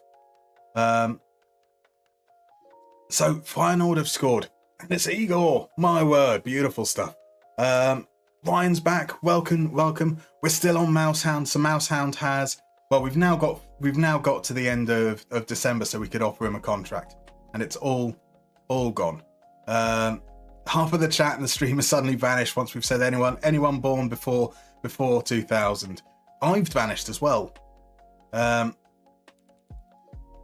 Only half Adam, indeed. 90%. That would probably be reasonable. So Night of Knee says, would say Ravanelli celebrations were as iconic as Cantona's collar up ones. I think that's fair. That's fair. We're still here because Cockroach Smush hasn't taken his meds. Fair enough. The FBI are still infiltrating at the moment. Right, they've rejected the bid. So Selka is the answer, right? that's what it looks like we're at the moment. Right, who would be our... So that's our normal lineup here. Guido, not Nürnberger. I want Tim Muller in there. Bamba, Esser. Right, Gimba out. All of these players. So we've got Frodo, we've got Heiner back in and around the squad. Bata, Esser. Yeah, there's only 3 games between we start up, so we're not going to be doing like a 50-50 split. We will be prioritizing the starters as much as possible and those kind of squad players that we expect will be rotating mostly with them. So yeah, I mean, it's just friendlies, not really that fussed about the result. Is literally just making sure that they're fit enough for the upcoming second half of the season. So FM24 says, and you touched the details section. Yes, so those leagues now they're all on full detail because we are using data-led recruitment, and you want to have it on the same detail level as the league you manage in, which is always full detail. So they're always on full detail. Right, so Boxic was one of the best strikers in winning 11 3-4. Boxic was a quality player, quality player. So Lukmar says I'd load Belgium if I was managing in Germany, to be fair. So yeah, I had a look through. 1-0 in a friendly against a team far beneath us. Yeah, the amount of diaspora in Belgium was surprisingly low, because it was one of the leagues I'd consider loading up, but didn't seem to make that much sense when looking at the numbers. I was shocked by that. Wait, Leaf Zebic was right there. Shame. Leaf Zebic? Leafs? I don't get it, Cocooks. So wait, most people here are born before 2000. Oh, most definitely, Ryan. Most definitely, Ryan. Carden asks, what position are you? Ollie, so we're in second. We haven't played any competitive matches tonight. So we've been going through, looking at transfer plans. Those transfer plans being ruined by players asking for crazy amount of money after we finally made a decision. And now we're just playing friendlies during the winter break. So we're still in second. We've got a 1-point lead over St. Pauli in third, and we're 8 points adrift of Hamburg. I think it's Hamburg. We're 8 points adrift of. Top 2 automatic promotion. Third place goes into a playoff with the team that finishes third bottom in the Bundesliga. So we're in a good position, an okay position at least. Holifab says even worse. I was born in the 80s. I assume most of us were born in the 80s, in fact. Right, Muller with an injury. He'll be coming off at half-time. We did say that the plan is for the second half is to have Muller as the starter at on the left. So that doesn't bode particularly well. So an 06 baby is Ryan. I mean, you know, that's I mean, a little distressing. I'm not going to lie. 06. Yeah. Holofab could be your dad. I could be your dad. I wonder how many. So in my mind, the 80s is still 20 years ago. I agree with you, Grizzly.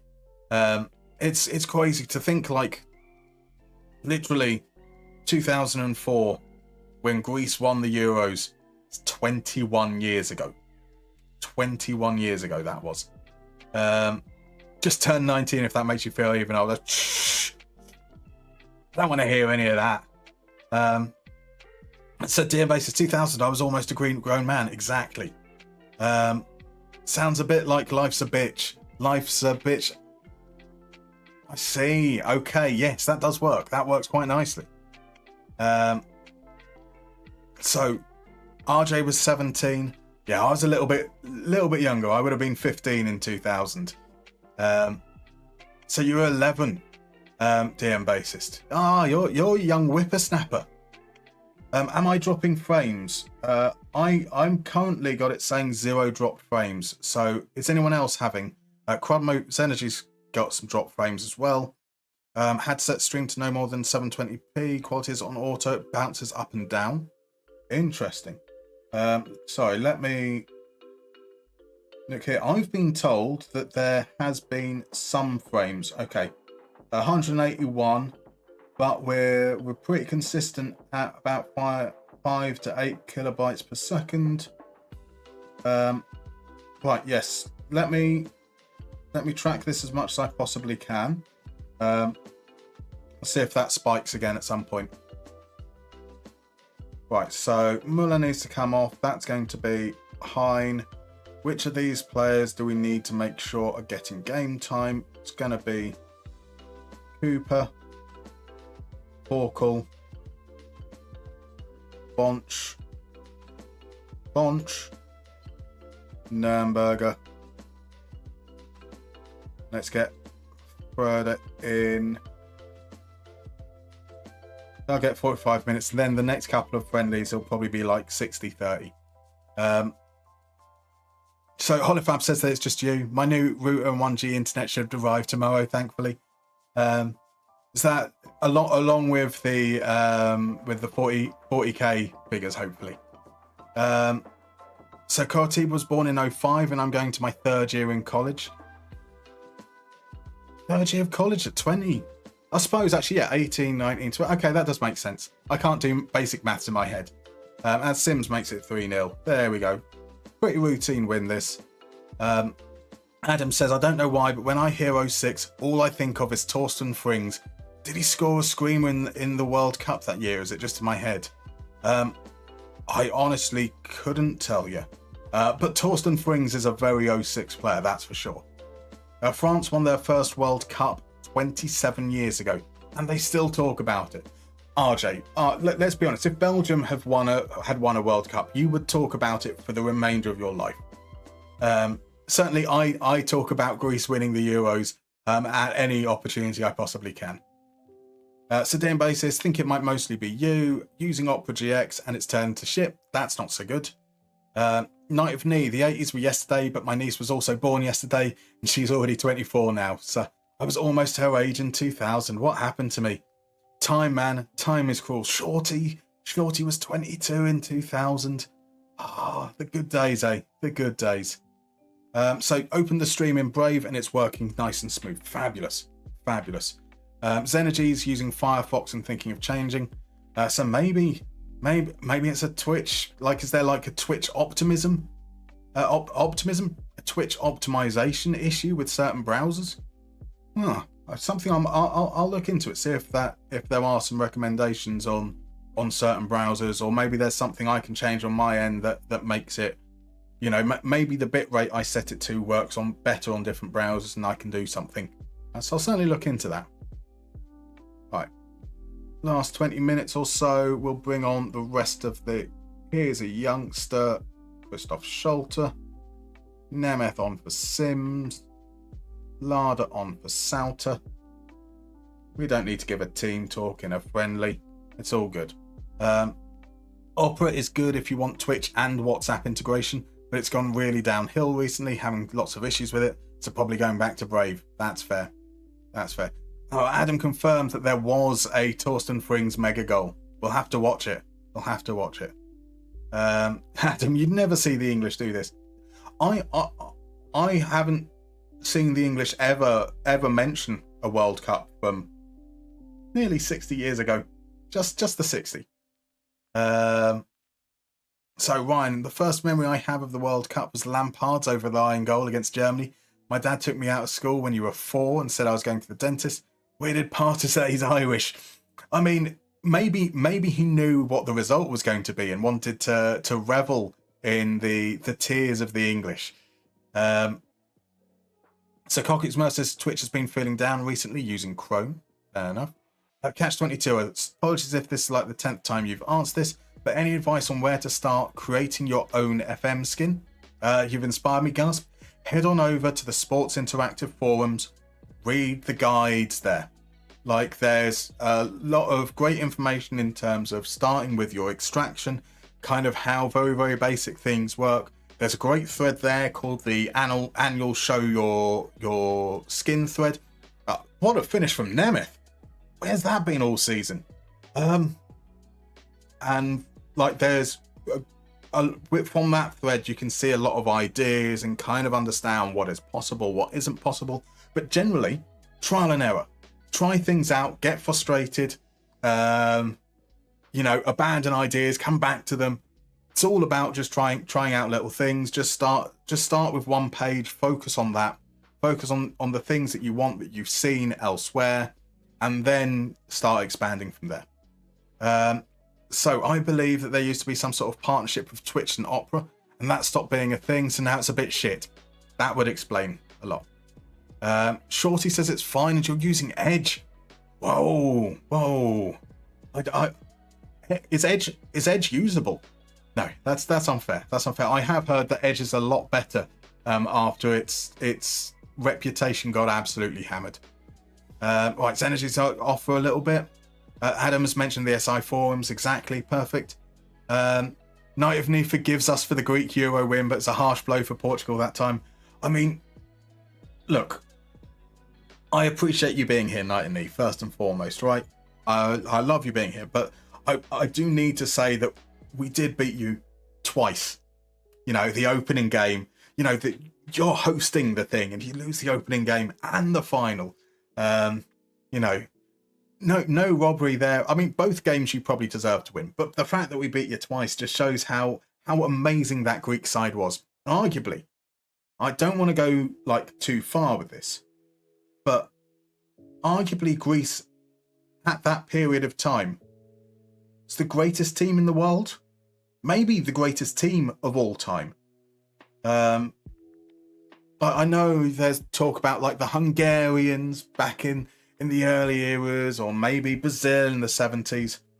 But, if Greece aren't the greatest, that 2004 Greece team isn't the greatest of all time. They're certainly up there. They're nearby, adjacent to the best, right? Something like that.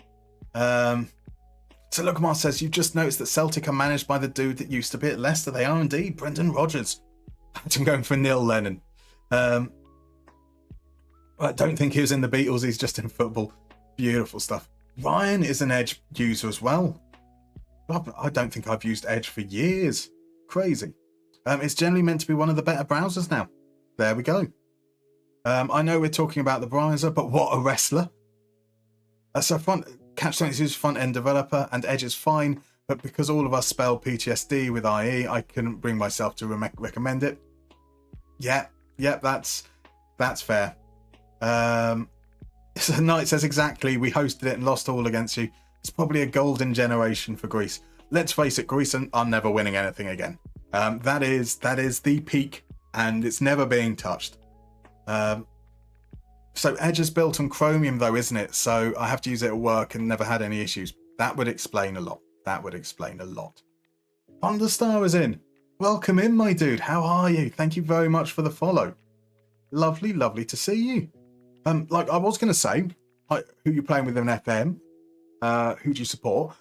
I've seen you in chats elsewhere, so I still ask those questions. No obligation to answer, of course. Lovely to see you.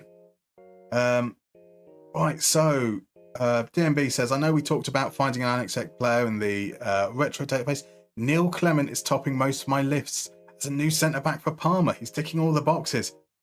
That would be something. That would be something. Can you get past his current Rangers spell and accept signing him just as for the player that he is? We won't overpromise. No need to overpromise. We're fine with that. Let's just run as we are. That money could be helpful down the line, but let's see whether we get Selka. That would be a big. Iwan Kunda was on our not interested list because we cancelled his loan. I mean, that makes sense. There you go. Right, so Otto Rehhagel, absolute underrated manager. Won Euros with Greece, won the Bundesliga with Kaiserslautern, legend of the sport. I mean, Rehhagel is one of those really good examples of managers who were brilliant, and then as they got older, they get a little bit more cautious, a little bit more defensive, and the game adapts beyond what they were good at. I mean, a phenomenal career, Rehhagel. Absolutely brilliant manager who will probably be remembered a little bit more for the end of his career where he was much more defensive and perhaps a little bit unfairly. So the medical card says, yeah, most browsers are based on Chrome, excluding Firefox. Right, there's our man. David Selker. 18 grand a week. Now, will we be able to buy him permanently? Buy now. 275k. More than I expected, but certainly I'm more than happy to do it. Right. Welcome him in. Get him registered. And that means I got this wrong, by the way. BEM console asked me to call him John Hendry, not Joe Hendry, but he wants the something around the Joe Hendry theme. Let's get him up. He can be involved in the pre-season element. Nemeth now doesn't have much in the way of resale value, so let's hop to transfer status, loan status. He's available for loan. 70%. What is his? So he's on like 14k or something like that. So that's going to be around 10 grand. I think that's reasonable. So he's on 17.5k. So that's actually going to be around 12 grandish. Yeah, I think I'm okay with that. See if we can get him out and about and actually, you know, get a little bit of confidence. Maybe he can still be someone that can contribute. Just he's been an absolute arse for us up until now. LXDZN, thank you very much for the follow. Welcome on in. How you doing? Okay, I see you've chatted. So, hey mate, your videos are so enjoyable to watch. Great editing and entertaining. Always original. Thank you very much. I'm glad you enjoy them. So I same question to you as I was asking to Thunderstorm. Who do you support? Who are you playing with in FM at the moment? I would love to hear. Lewis asks, where are you streaming? Where you're watching. So it appears that you are currently on YouTube. I'm streaming on YouTube. I'm also streaming over on Twitch. All those links can be found. So if you pop to any of my videos, you will see links there. Sorry for being an arse and answering very LXDZN, are you Lewis? That's your Lewis. There we go. Right, okay. I was like, I'm so confused when you're saying where am I streaming? Like in my living room? In Bedfordshire. That's about as far as I'm willing to. Okay, just 3 days. Just 3 days. Right, that's all right. I was about to throw an absolute wobbly then. Right, bids coming in. Bomb teams in the same division, so we can reject them nice and easy. No worries there. Right, our striker list, that can now... let's remove those guys. Still waiting on Zebic. What's the deal with Mousehound? Is he still available? Do we possibly go back? What's the deal with Kabongo as well? Never got any more information on him, so let's get him in for a trial. Charlie Penman. Has his contract just been... No, he was never one that his contract was expiring. Not going to force it at the moment. Mane still in the same situation, which is absolutely fine there. Kabongo's in on a trial. Left-footed. We don't really need left-footed centre-backs, but yeah, let's see how he gets on. He maybe as a central player, and then we swing Tubeck out to the right if we get Bookman's clause met. Right, so let's see. I do apologise if I've missed things. Never say never. Greece seems to have a few promising youngsters right now. We always have one or two youngsters that feel like they're going to come through and be big. Never quite make the step up. So I'm always a little bit wary of getting ahead of ourselves in that regard. Right, Kabongo on the bench, John Hendry on the bench, Tim Muller out there, So he's still 2 days away. Selke, we won't risk Muller or Selke. Just going to play as standard. So you even started a Hellas Verona save where I must bring in a Greek player each transfer window. With the Hellas connection. I see. Nice choice. Nice. I mean, there are some good players. Whether, Alexandropoulos, who'd been recommended by our scouts there as well, a player I absolutely love. I think it's because he's quick for a central midfielder. But yeah, like a quality player, Kouliarakis, Konstantelius, Kuretsas, the Belgian, potentially Belgian. Alexander III will help Greece to the next title. I mean, that's as plausible as anything.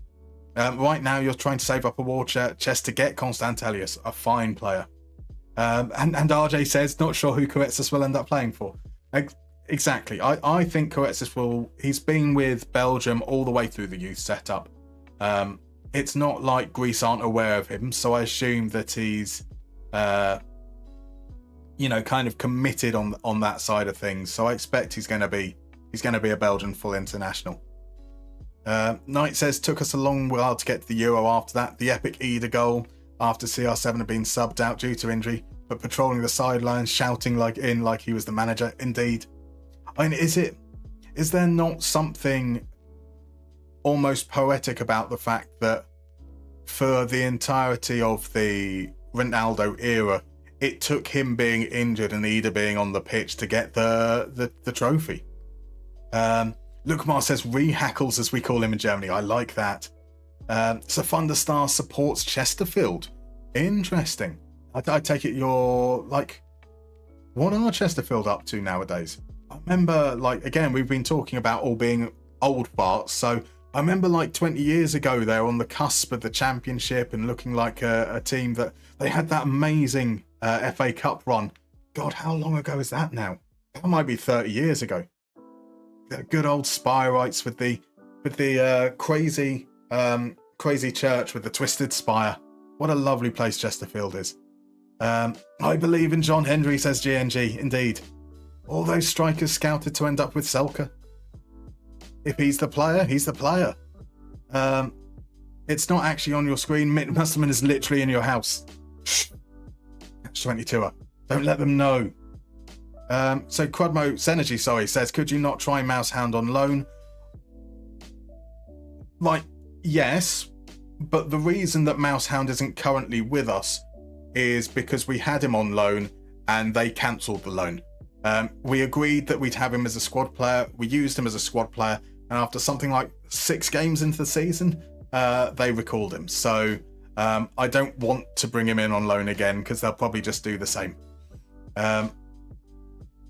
Right, damn, that could have been another clip if it was a worse injury. Oh, goal. Cholis is a great player. Okay, I'm not too hot on Cholis, I'll be honest.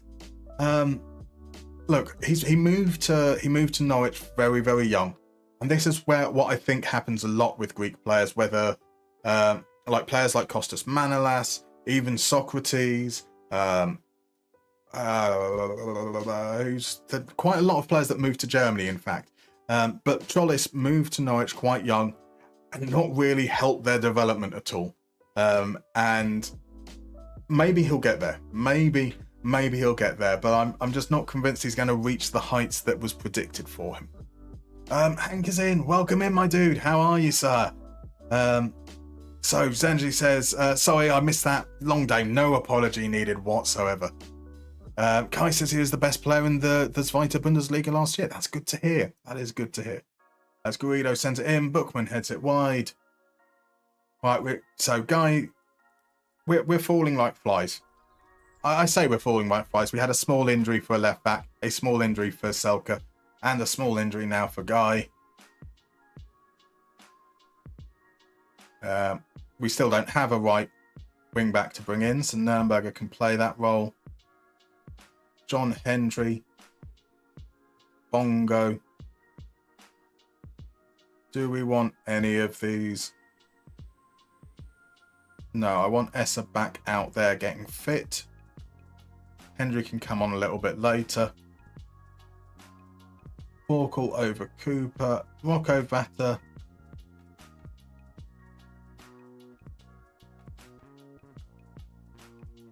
Do we want a Via off? Yeah, we'll go with that. And we're now at that kind of point. We've just got one more friendly after this. We're not going to get players up to full fitness. We know that. So I think maybe we're looking at about 60 minutes here.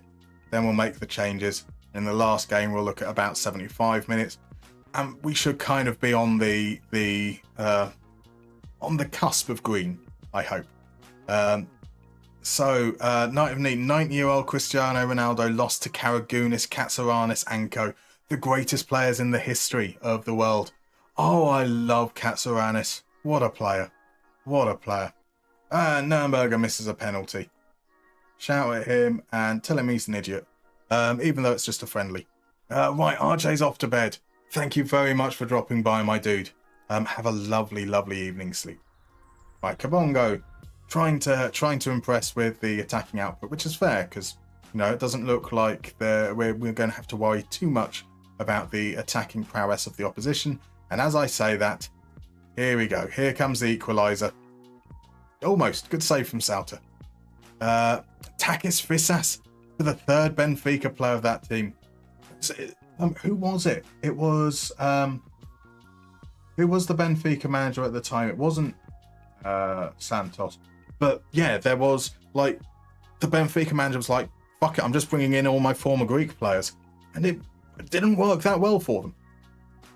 Right, we've just gone over the hour mark. That should be all right. Hendry for Essa. Forkle for Vata. Fröder for Bookman.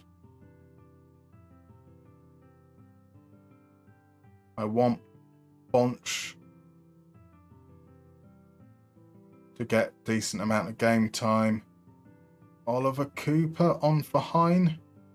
Yeah, let's play Cooper unnecessarily as a wing back just to get him some minutes. Right, John Hendry, he's 16 now. I don't think we're going to get him involved much in the senior team this season, but I would like to get him some minutes. Between him and Bonch, I like the idea of them playing, getting some first team football. The young centre backs we have, I'm not as excited by. We have no young strikers of any particular note. We have David Selker, 33 years young, right? He is our future. Yeah, definitely going to be fine. So at the 75-minute mark, Nemeth on, Christopher Scholter on,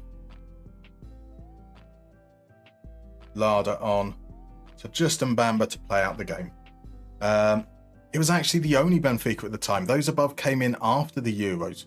That's a fair point. Yeah, was Katsourannis at Aris at the time? Because I shouldn't like Katsourannis for that very reason. Cross to the far post, Forkle rises, heads it wide. This is a pretty underwhelming scoreline, really. 2.38 XG. That's not bad, but this is a game that we should really be expecting to win 3 or 4-0. So maybe it's good that we're playing non-competitive games on this stream, because it looks like maybe we'd be rolling low on luck once again. There's a good chance though, so maybe we've done okay. I'll say that. 0.28 in total. Yeah, right, Knights against Gonzalo, exactly, indeed. How has Anton Guy been for you this save? His redemption arc this season for Ajax is amazing to watch. He's been okay. He's not played that many games because he had injury problems and we only got him in the summer. Yeah, he's picked up a few assists. He's provided the width that we need. He wasn't as good when we were playing him inverting, which is strange because obviously where he's kind of stood out for Ajax is being more involved and playing that more fluid game. Oh yeah, part of our XG was penalty as well. So actually, realistically, we created 1.5 or so, and then missed a penalty, which isn't good by any stretch of the imagination. Right, loans in for Christopher Scholter. Not at a particular level that is notable. Not paying really any money for the honour, or offering us the opportunity to negotiate. So that'll be no. So guy's out for 3 days. So yeah, he's started 10 games, 1 goal, 4 assists, pretty solid. Yeah, just kind of been okay. Nothing that sensational, but nothing bad. Right, so Camacho was the manager, then Trapattoni came in after the Euros. That Trapattoni didn't sign Katsouranis. Katsouranis was at Ajax at the time. Damn, my completely legal Champions League stream is lagging. Is it? I never had confirmation actually. Was the Celtic goal offside, or is it 1-0? Fernando Santos only came after Kerman. Fair enough. I hate it when that happens. It's the trouble of completely legal streams. Let's be fair. All right, come on, Zebic. I'm expecting you to join soon. Maybe. Are you going to? We'll never find out. Nope, so it was offside, 0-0 still, almost half time. Right, so Nickname says, no, that matches pretty well with how he's been for us. He seems perfect as a wing-back that runs down the line for 90 minutes, but lacks the skills to play on the inside. Fair enough. Fair enough. Bookman to Kerbenhaven. That's we won't need to accept bids from them. Now, granted, we've got to be realistic. Even if we do get a bid, so Bookman doesn't want to join Stuttgart. He'd rather join Everton. That bid is well beneath. I'm not even going to negotiate. Let them find out themselves that they can just bid 10.5 mil, and it'll be fine. Come on, Zebic. I need right back depth. There we go. Right, Bochum. That's again not a threat. You're in the same division as us. We get Zebic. What are we looking at? Somewhere between 100 and 300k to make it permanent.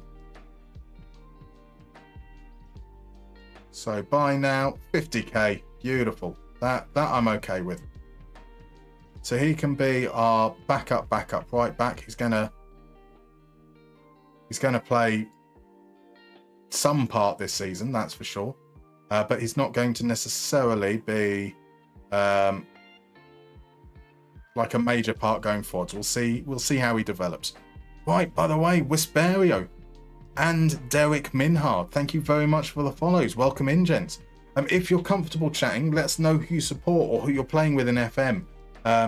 No obligation though. Like, if you don't want to chat, you don't have to at all. Bookman can welcome him.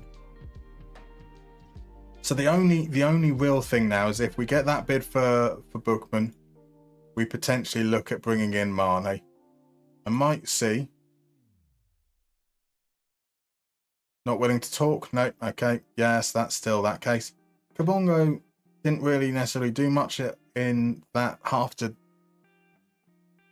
one, either impress us or worry us. Bad decision maker. They're slow in anticipating situations. Good in the air, consistent. As I said, left footers aren't necessarily the priority. But if we do need depth, that could be an option. So look, Mar, if you want to know, the ch in his name is a very throaty sound, as you had something stuck there and trying to get rid of it. So Buchman. Fair enough. Buchman is on the bench right now in Glasgow. Awesome. So Buch. Very throaty. Is that better? I believe Katsouranis came with Santos. That's what I thought. Goal Elise. Well, that changed pretty quickly, just before half time as well. What a signing Elise is, though, as well. What a signing. I mean, like, he was already a quality player at Crystal Palace. It's a shame that he's no longer at Crystal Palace. So Buch means book. Bookman. So he's a librarian. Tarek librarian. I can go with that. I can go with that. So he's athletic and sophisticated. Or at least his family was sophisticated. I mean, I don't want to cast aspersions about Tarek specifically, but let's face it, footballers aren't particularly known for being book smart. Benfica's Neves joins... Oh no, is in an offer from Dortmund. That's the problem, is if we get promoted, do I really want to face these teams up at that level? Right. So Selke should be back. Zebic, Muller, Selke. Let's get them in as starters potentially. Right, Zebic. Selke will come up on the bench. Where is Muller in this list? Muller in for Hein. All the rest of these. And Bamba's played the most minutes of any of these players, and he seems to be the least fit. One last friendly. And then I think it's is it an away game against would it be Holston Kiel? Holston Kiel were our opening game of the season. But that was away, so maybe it's a home game against Holston Kiel. Or was our second game of the season was a home game against Kaiserslautern, so maybe away against Kaiserslautern for the first game back from the winter break? I suppose we'll find out in a moment. He came in 2009. Santos was the manager. There we go. Fernando Santos is probably the Portuguese coach with the most connection to Greece. Yes. The less said about his time in charge of the national team, the better. Though, let's be fair. Right, so Derek asks, hello, I have a question for you. Are you a programmer and did you make the skin? I'm just going to say that the skin is simply incredible. So I'm not a programmer. I have some basic coding knowledge, as Ellis Sims gives us the lead. But I'm a business analyst, so essentially I just applied those skills of looking at what the requirements are, speaking to UI UX designers, doing some research into various things about information flow and hierarchy, and then used that to put together a skin. So yes, I made the skin. Very basic knowledge when it comes to programming languages and just applying some basic UI UX principles. So Vesperio, somewhat lurking with evening chores, that's fine. Being an Ajax fanboy for 30 years, since Lippmann and Bergkamp, Kluivert and the crew, so going back to them again. Let's face it, what an era. The Champions League final as well against Juventus. Wonderful, wonderful time to be an Ajax fan. And I don't mean it lightly when I say that Lippmann, one of my favourite players to watch. I mean, Bergkamp was quality. Kluivert was amazing as well. You had Seedorf back then in those eras as well. Like, phenomenal players. But Lippmann just, brings joy. Right, Live to Prof is here. Welcome in, my dude. How are you? How was your week? Right, Holofab's got to bounce. See you all in a week or so. Holofab, my dude. I hope everything goes well. Rest up. Look after yourself. And we'll see you. We'll see you in a week or so. Indeed, as Adam says, hope it all goes well. I don't even need to hope. We know it will go well. Rest, enjoy, get people to look after you. Maybe bring ice cream. Ice cream is always a good post-recovery. Post-recovery? In recovery snack. In fact, you don't need them to bring anything else, just ice cream. I'm now thinking about ice cream. I do apologise. Oh my word, we're only 10 minutes into this game.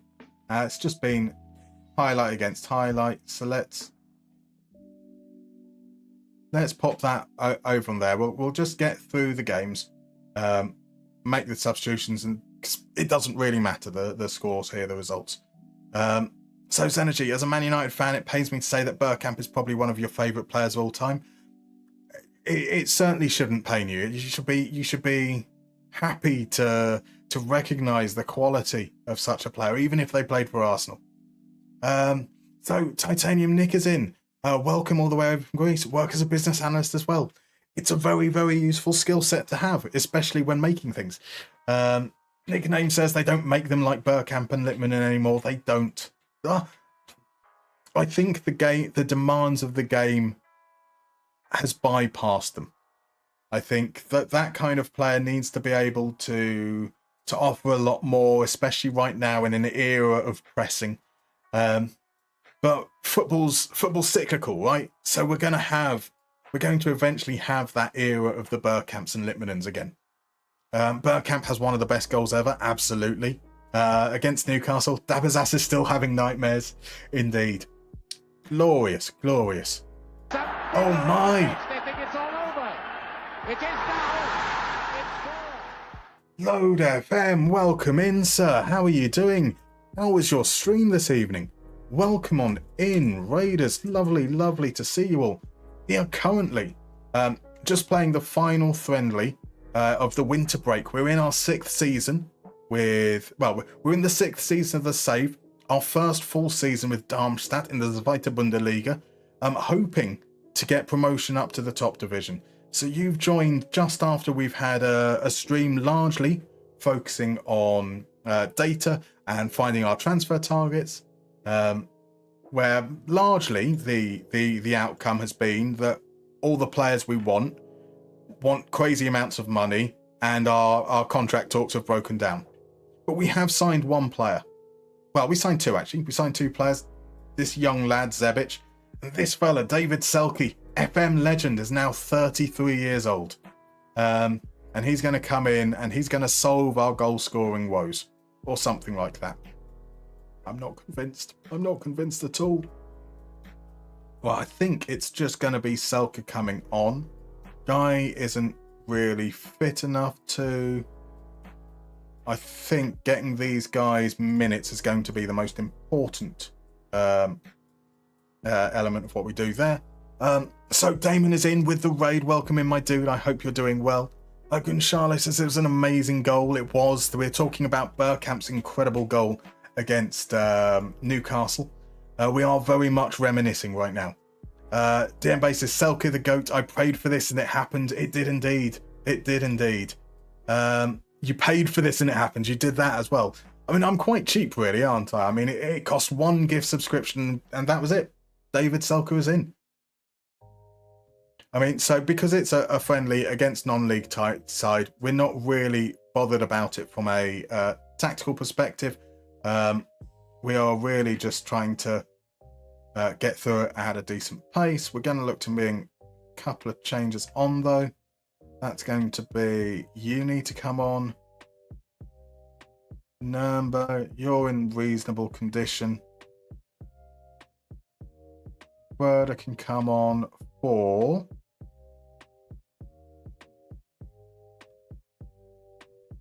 Bookman.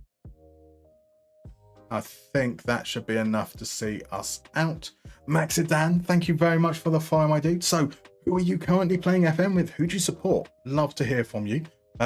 Obviously, no obligation whatsoever to talk if you don't want to. So, Damon is saying that Dennis is washed. I mean, he is now. He's like 50. That's kind of understandable. But he wasn't. He was an amazing player.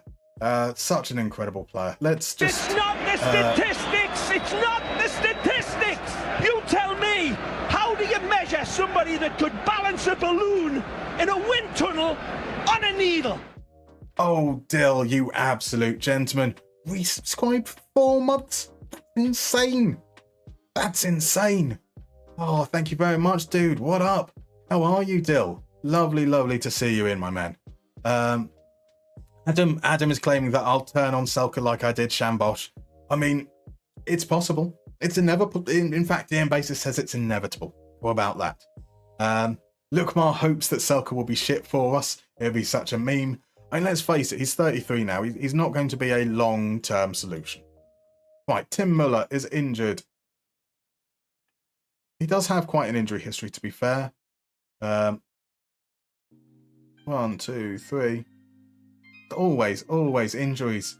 Right, guys. So, Damon has redeemed a mystery minigame. We will play that in about 4 minutes' time. So, we've got a break coming up. For those that come to this channel regularly, you'll know that I take those breaks. I go to the toilet, I poison my lungs, I refill my drink and so forth. So I will see you in about 4 minutes, where we will then play a mystery game and then carry on into the first game back after the winter break. See you in 4 minutes.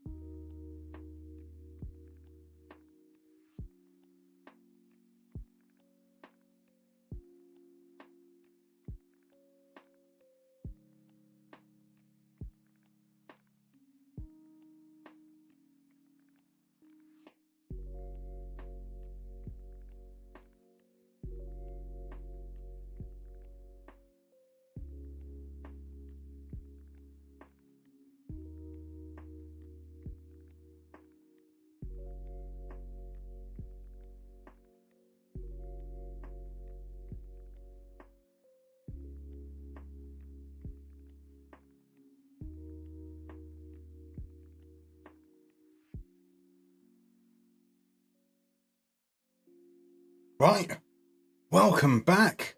Welcome back, and we have a Matt in. Welcome in, Matt. How you doing? How was your weekend? How's your week been? Lovely to see you, my dude. So DM Basis says the biggest drawback of his Parma safe is currently playing on the retro database is that interside led by Ronaldo. And Adam is right. Just sign him. Just sign him. That is the answer. Absolutely. We're going to play a little round of Missing 11. A pretty straightforward game. In a few moments, I'm going to reveal a game from some point in history. They're going to be a specific side within that game. You need to name the players in the starting 11. Just chuck it in chat, and if you get it right, it'll be revealed. Spelling needs to be correct. Excuse me. Spelling needs to be correct, but like uppercase, lowercase, that doesn't matter. If the player has an accent in their name, maybe they've got like a little grave over the E, you can include it, you cannot include it. It will still pick it up either way. So when we reveal it, it's then just a case of fastest finger first. You get 1 point for every correct answer, up to a maximum of 5 points. With one bonus point available if you can name the significance of the game that will be revealed. So with no further ado, let's reveal what we're looking for. And that is it Greece 2014? It is not. It is instead the Sweden team that played Malta in World Cup qualification on the 4th of September 2004. Just another note I should have said is that the numbers in those players' shirt names corresponds to the number of letters in the player's surname. And so DM Basis came in with Larson straight off the top. Zenergy pips both Adam and the medical card to Ibrahimovic. Of course, it was Ibrahimovic playing alongside him. Zerachal, this looks like this is a game for Zerachal. Comes in with Hansen, with Lucic, with Melberg, Edmund Wilhelmsen. He's trying to go for double. Now, if he got those ones first, which he didn't because Wilhelmsen was guessed by Adam, DM Basis suggested maybe Kallstrom. Have we got them all already? Now, if somebody got more than 5, there are those names available. So I'm looking there. We've got Edmund, we've got Melberg, we've got Lucic, we've got Hansen, we've got Linderoff, all from Zerachal. He's got exactly 5. That was rapid. That was rapid indeed. It was Coritiba that picked up on Ljungberg. The medical car has suggested that it might be Zlatan's debut. It was not Zlatan's debut. It might have been Zlatan's debut. That's not the significance we're looking for. Zenergy says Bugger spelt it wrong. Beaten by Coritiba there. Damon Hetta said that it was 7-0 Sweden. Quite possibly. Was it 7-0 or 7-1? It was 7-0. You are right indeed. Zerachal remembers that game was yesterday. Of course, we remember the lineup. Was it Larsson's last game for Sweden? It wasn't. Zlatan scored 4 goals, says Damon. He did indeed. And what is significant about Zlatan scoring 4 goals in that particular game? Maybe it was the first time he's done something of some note within his senior career. Coritiba's gone for highest scoring game in European qualifications. We're so close. Fuck it. I'm giving it to Damon. Damon gets the bonus point. It was Zlatan's first hat-trick. His first hat-trick came in an international game, shockingly. Marvellous stuff. So was it the first bicycle kick by Zlatan? With Zenergy and Coritiba, are you actually the same person? Like, you've got the Ljungbergs one after another, the same thing with the bicycle kicks after one another. Incredible. Sadly, it wasn't the answer, but it was a fine thing. So as a Sweden all-time top goal scorer, he was indeed. Oh, have Liverpool taken the lead? Oh, that's rubbish. Dallas scored. Of course he did. And this is what we said would happen, wasn't it? They go behind, and then they go on to win, and it's all comfortable in the end. His first hat-trick, full stop. Yes, indeed. Feels very Zlatan to do it at international level before club level. Doesn't it just? So, whilst that was going on, I was advancing the game. Muller is out for 3 weeks. Zebic picked up an injury in training during the course of the week. So we're doing well. We're doing really well with our plans. Our plans to turn Muller into the starting left back. Bringing in a backup right back to cover for injury, and now he's going to be injured. He should be fine for the game, though. Rotherham have made an offer for Charlie Penman. That's not a priority for us, so that's okay. Don't need midfielders right now. So our game, it wasn't Kaiserslautern. Our game is an away game against Mainz. So Damon says means that you're out of the title race. City and Chelsea out the race. I mean, City and Chelsea have been out the race for a long time, right? So did Rooney get his first hat-trick for United in the Champions League? That's some phenomenal knowledge if that's right, Zenergy. I genuinely don't know, but again, that sounds like the kind of thing you'd expect. We've got a young goalkeeper they want to take on trial. It's under contract for another 18 months with us. Yeah, you can bugger off. And there comes the bid. Stuttgart have met Tarek Buchmann's release clause, and we're going to respond by trying to get Filippo Mane. 30k is a lot. 1.2 to 2.5. What is up with these minimum fee release clauses being so low? If we have to pay 2.5 million we might get him cheap. They don't consider him to have a future. 1.2 to 3.9, triple, that's okay. But if we have to pay €2.5 million for him, that's just obscene.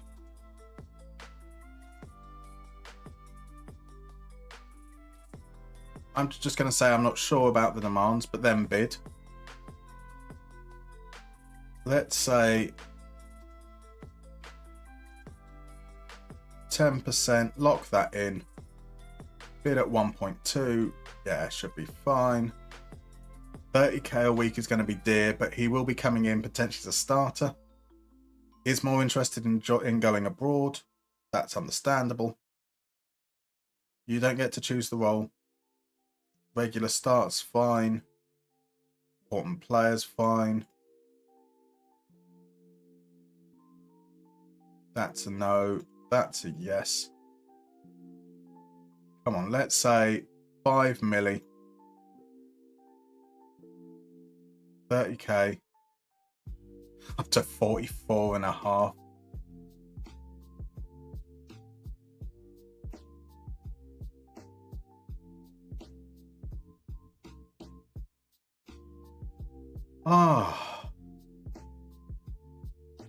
Do I think that is he good enough to be our main defender in the Bundesliga next season? I don't think he is. That's a huge leap. He's currently playing in the 3rd division.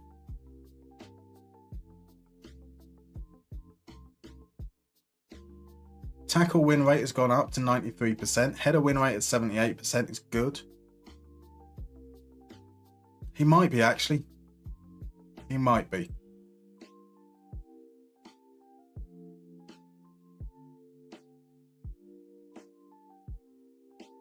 I can't justify 40k on a centre back, can I? Look at our wage budget. Our wage budget, that would be 10% of our wage budget.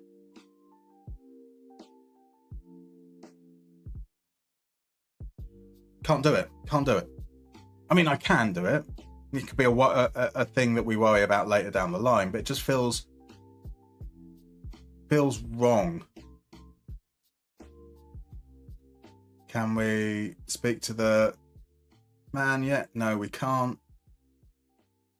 Charlie Penman is under a bid right now. Lacks bravery, lacks aggression. Joel Kabongo's played 1 game for us. 1 substitute appearance. Don't feel like he's the man.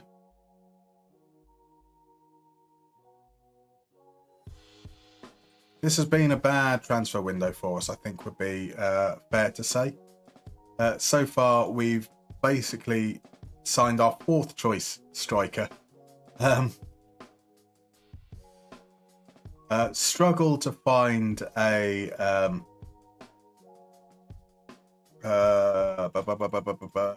right back that we actually wanted.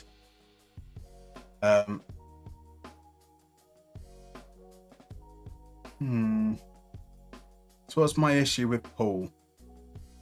It was that he gave the ball away a lot, wasn't it?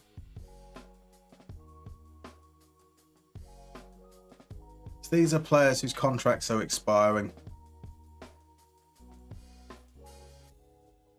Dario Maricic wasn't a player we looked at before, probably because he's on loan, so we wouldn't be able to bring him in yet. So confirmation, Rooney did score a hat-trick on his United debut against Galatasaray. There we go. So Football Mafia asks, how do you scout for players to sign? Can't seem to make the Excel spreadsheet work. So Football Mafia, like if you're using the Google Sheets that's in my videos, just watch through the video again. It does take you through step by step. If you're using a separate Excel spreadsheet, that maybe like the one that Kempe uses, I don't know, I've not looked at it. But how do I scout for players to sign? I look at their stats in game, and the majority of the time I then use those to scout players in game. Try and avoid using external tools unless really necessary. So like with the Google Sheet that I've shared, that is because I needed to use possession adjusted metrics, but otherwise I keep it in game. I look at their metrics, I use that as a guideline and look for players better than what I've currently got. So Dario Maricic, we're looking at a centre-back here. We're looking at tackle win rate and header win rate. Above what our Tarek Bookman, our main starter, who's just under bid, has been bid on 4. So he's got 71 and 72. That's the margins we're using. Is there an option to take over existing loan deal? How does that work? He's currently under bid from Austria Wien. Been playing as a centre back. Do you think, can we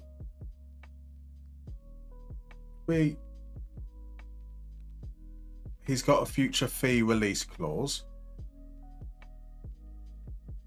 I've never done this. I've never tried to take over a loan. I don't know what happens.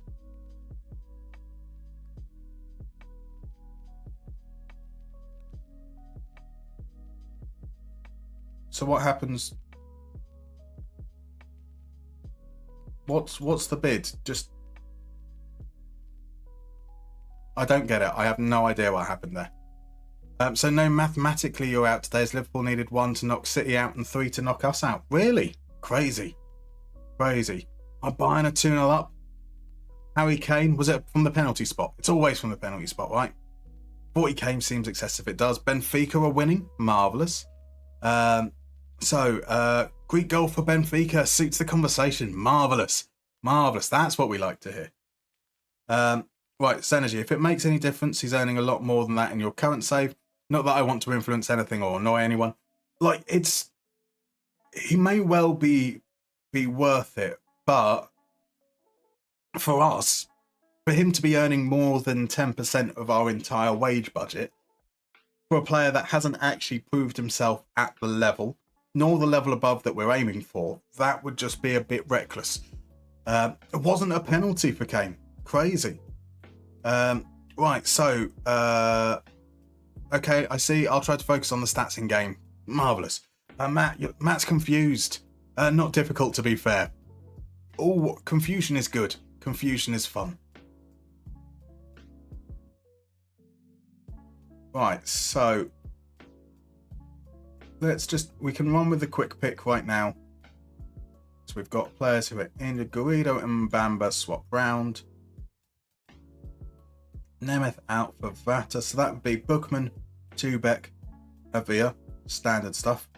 Like, what are they like? They're at full. How are they at full fitness?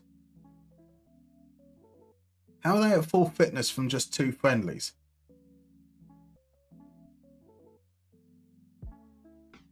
I'm calling shenanigans. I am calling absolute shenanigans. How on earth are they at full fitness from 2 friendlies whilst we? Nah. I don't accept that. That is, we're being robbed blind. I don't know what of, but I'm going to claim we're being robbed. So Zebic on the bench. We start balanced. Vata, Essa. They're playing a 4-4-2.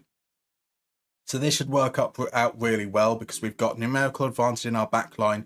We've got numerical advantage in the middle as well. They do have the advantage down the wings, obviously. Yeah, we should be all right with that. Squad players out. Zebic wants the number 2. Zebic is not getting the number 2. Selka wants the number 27. He's getting the number 27. We can do that. We can definitely agree that. So Zenji says it is a little high for the level. Unfortunately, so such a shame. Such a shame. Is it bad? I thought this save was Darmstadt from 1998, not Darmstadt 98. I'm not away. I mean, that's understandable. That is completely and utterly reasonable. I am very well. How are you, my dude? Welcome on In-Game Legend. Matt, cheeky swines. No comment. No comment.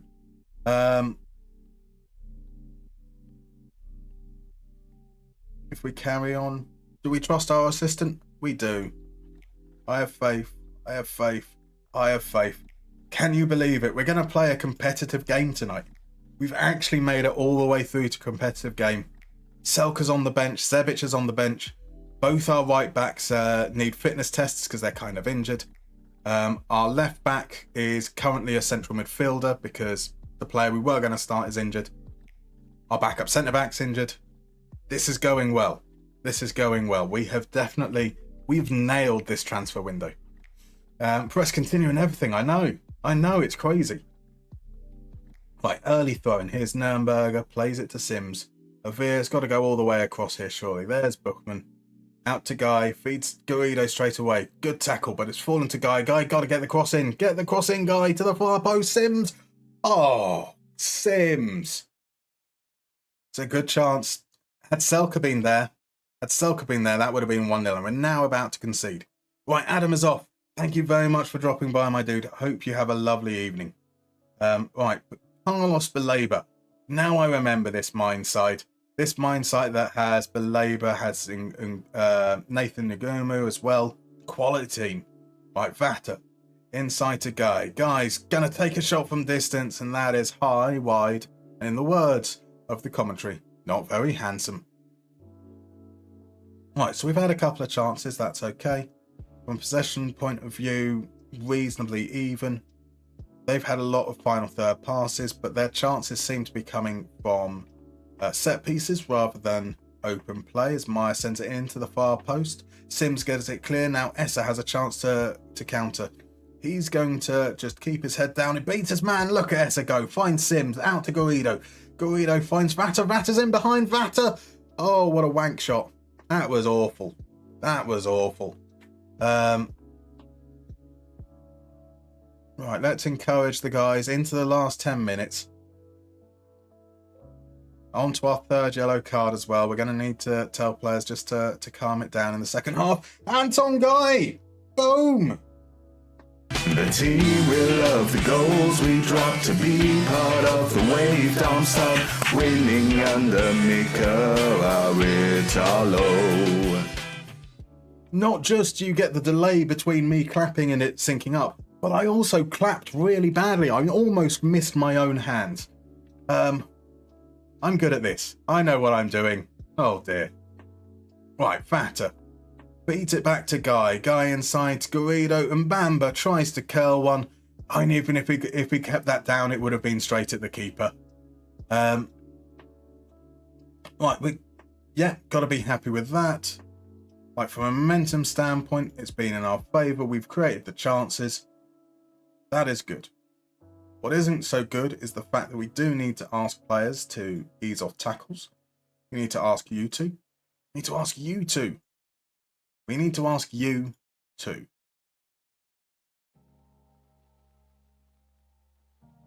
So Essa looks like he's taken a bit of a knock, which isn't great.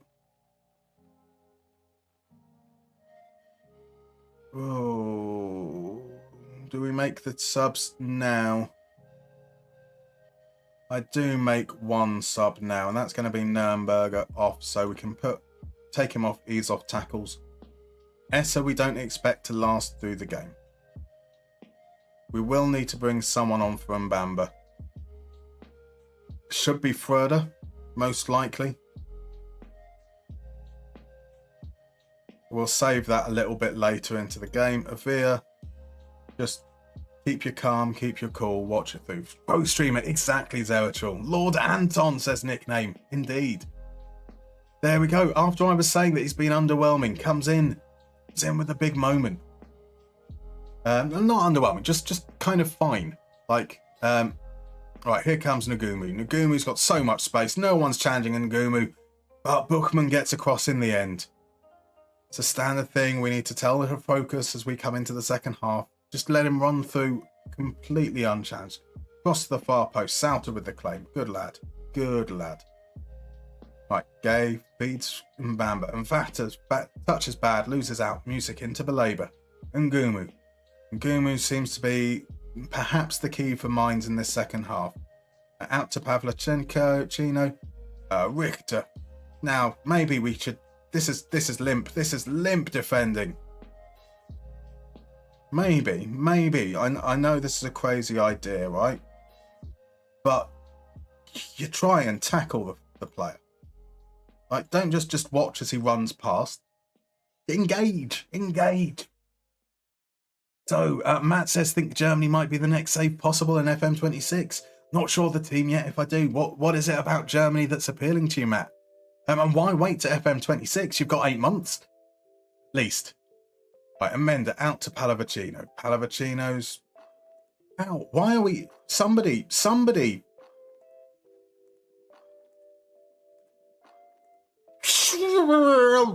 Challenge.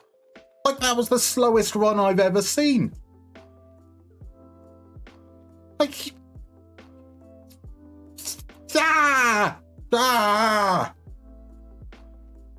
Like, what on earth was that? We just watched him gently saunter through the defence. Absolute joke. Right, so the cross has been grabbed by Kral. Kral's going to send it long. It's JK. Losers out in the air. They've got JK as well, my word. Right, here's Richter. Richter plays it into JK and Bamba makes the tackle. Bookman. Across to Avia. Avia is going to just play it back. That's fine. So here's Tubek. So out to Bookman. Bookman into Garrido. Garrido back again. Here we go. Now Garrido's in some space. Can he play it to Vata? He can. Vata finds Gay. Gay gets out of his feet. Sends the cross in. Rocco Vata 2-0. That'll do. Stand, scoring like no tomorrow. Don't stand, the goals are here. That's what we needed. It's been a bit of against the run of play in this second half, but at the same time, we deserve that for stressing me out with some of the most pathetic defending I've ever seen. Right, so Mbamba off. On comes Röder. We can take ease off tackles off him now. Eza is tired as well, so that's going to be... Well, Eza has been tired for essentially the entirety of the game. He's going to come off. That's some fresh legs in the middle of the park. And then do we bring Selke on as well? We do. Make 3 changes now.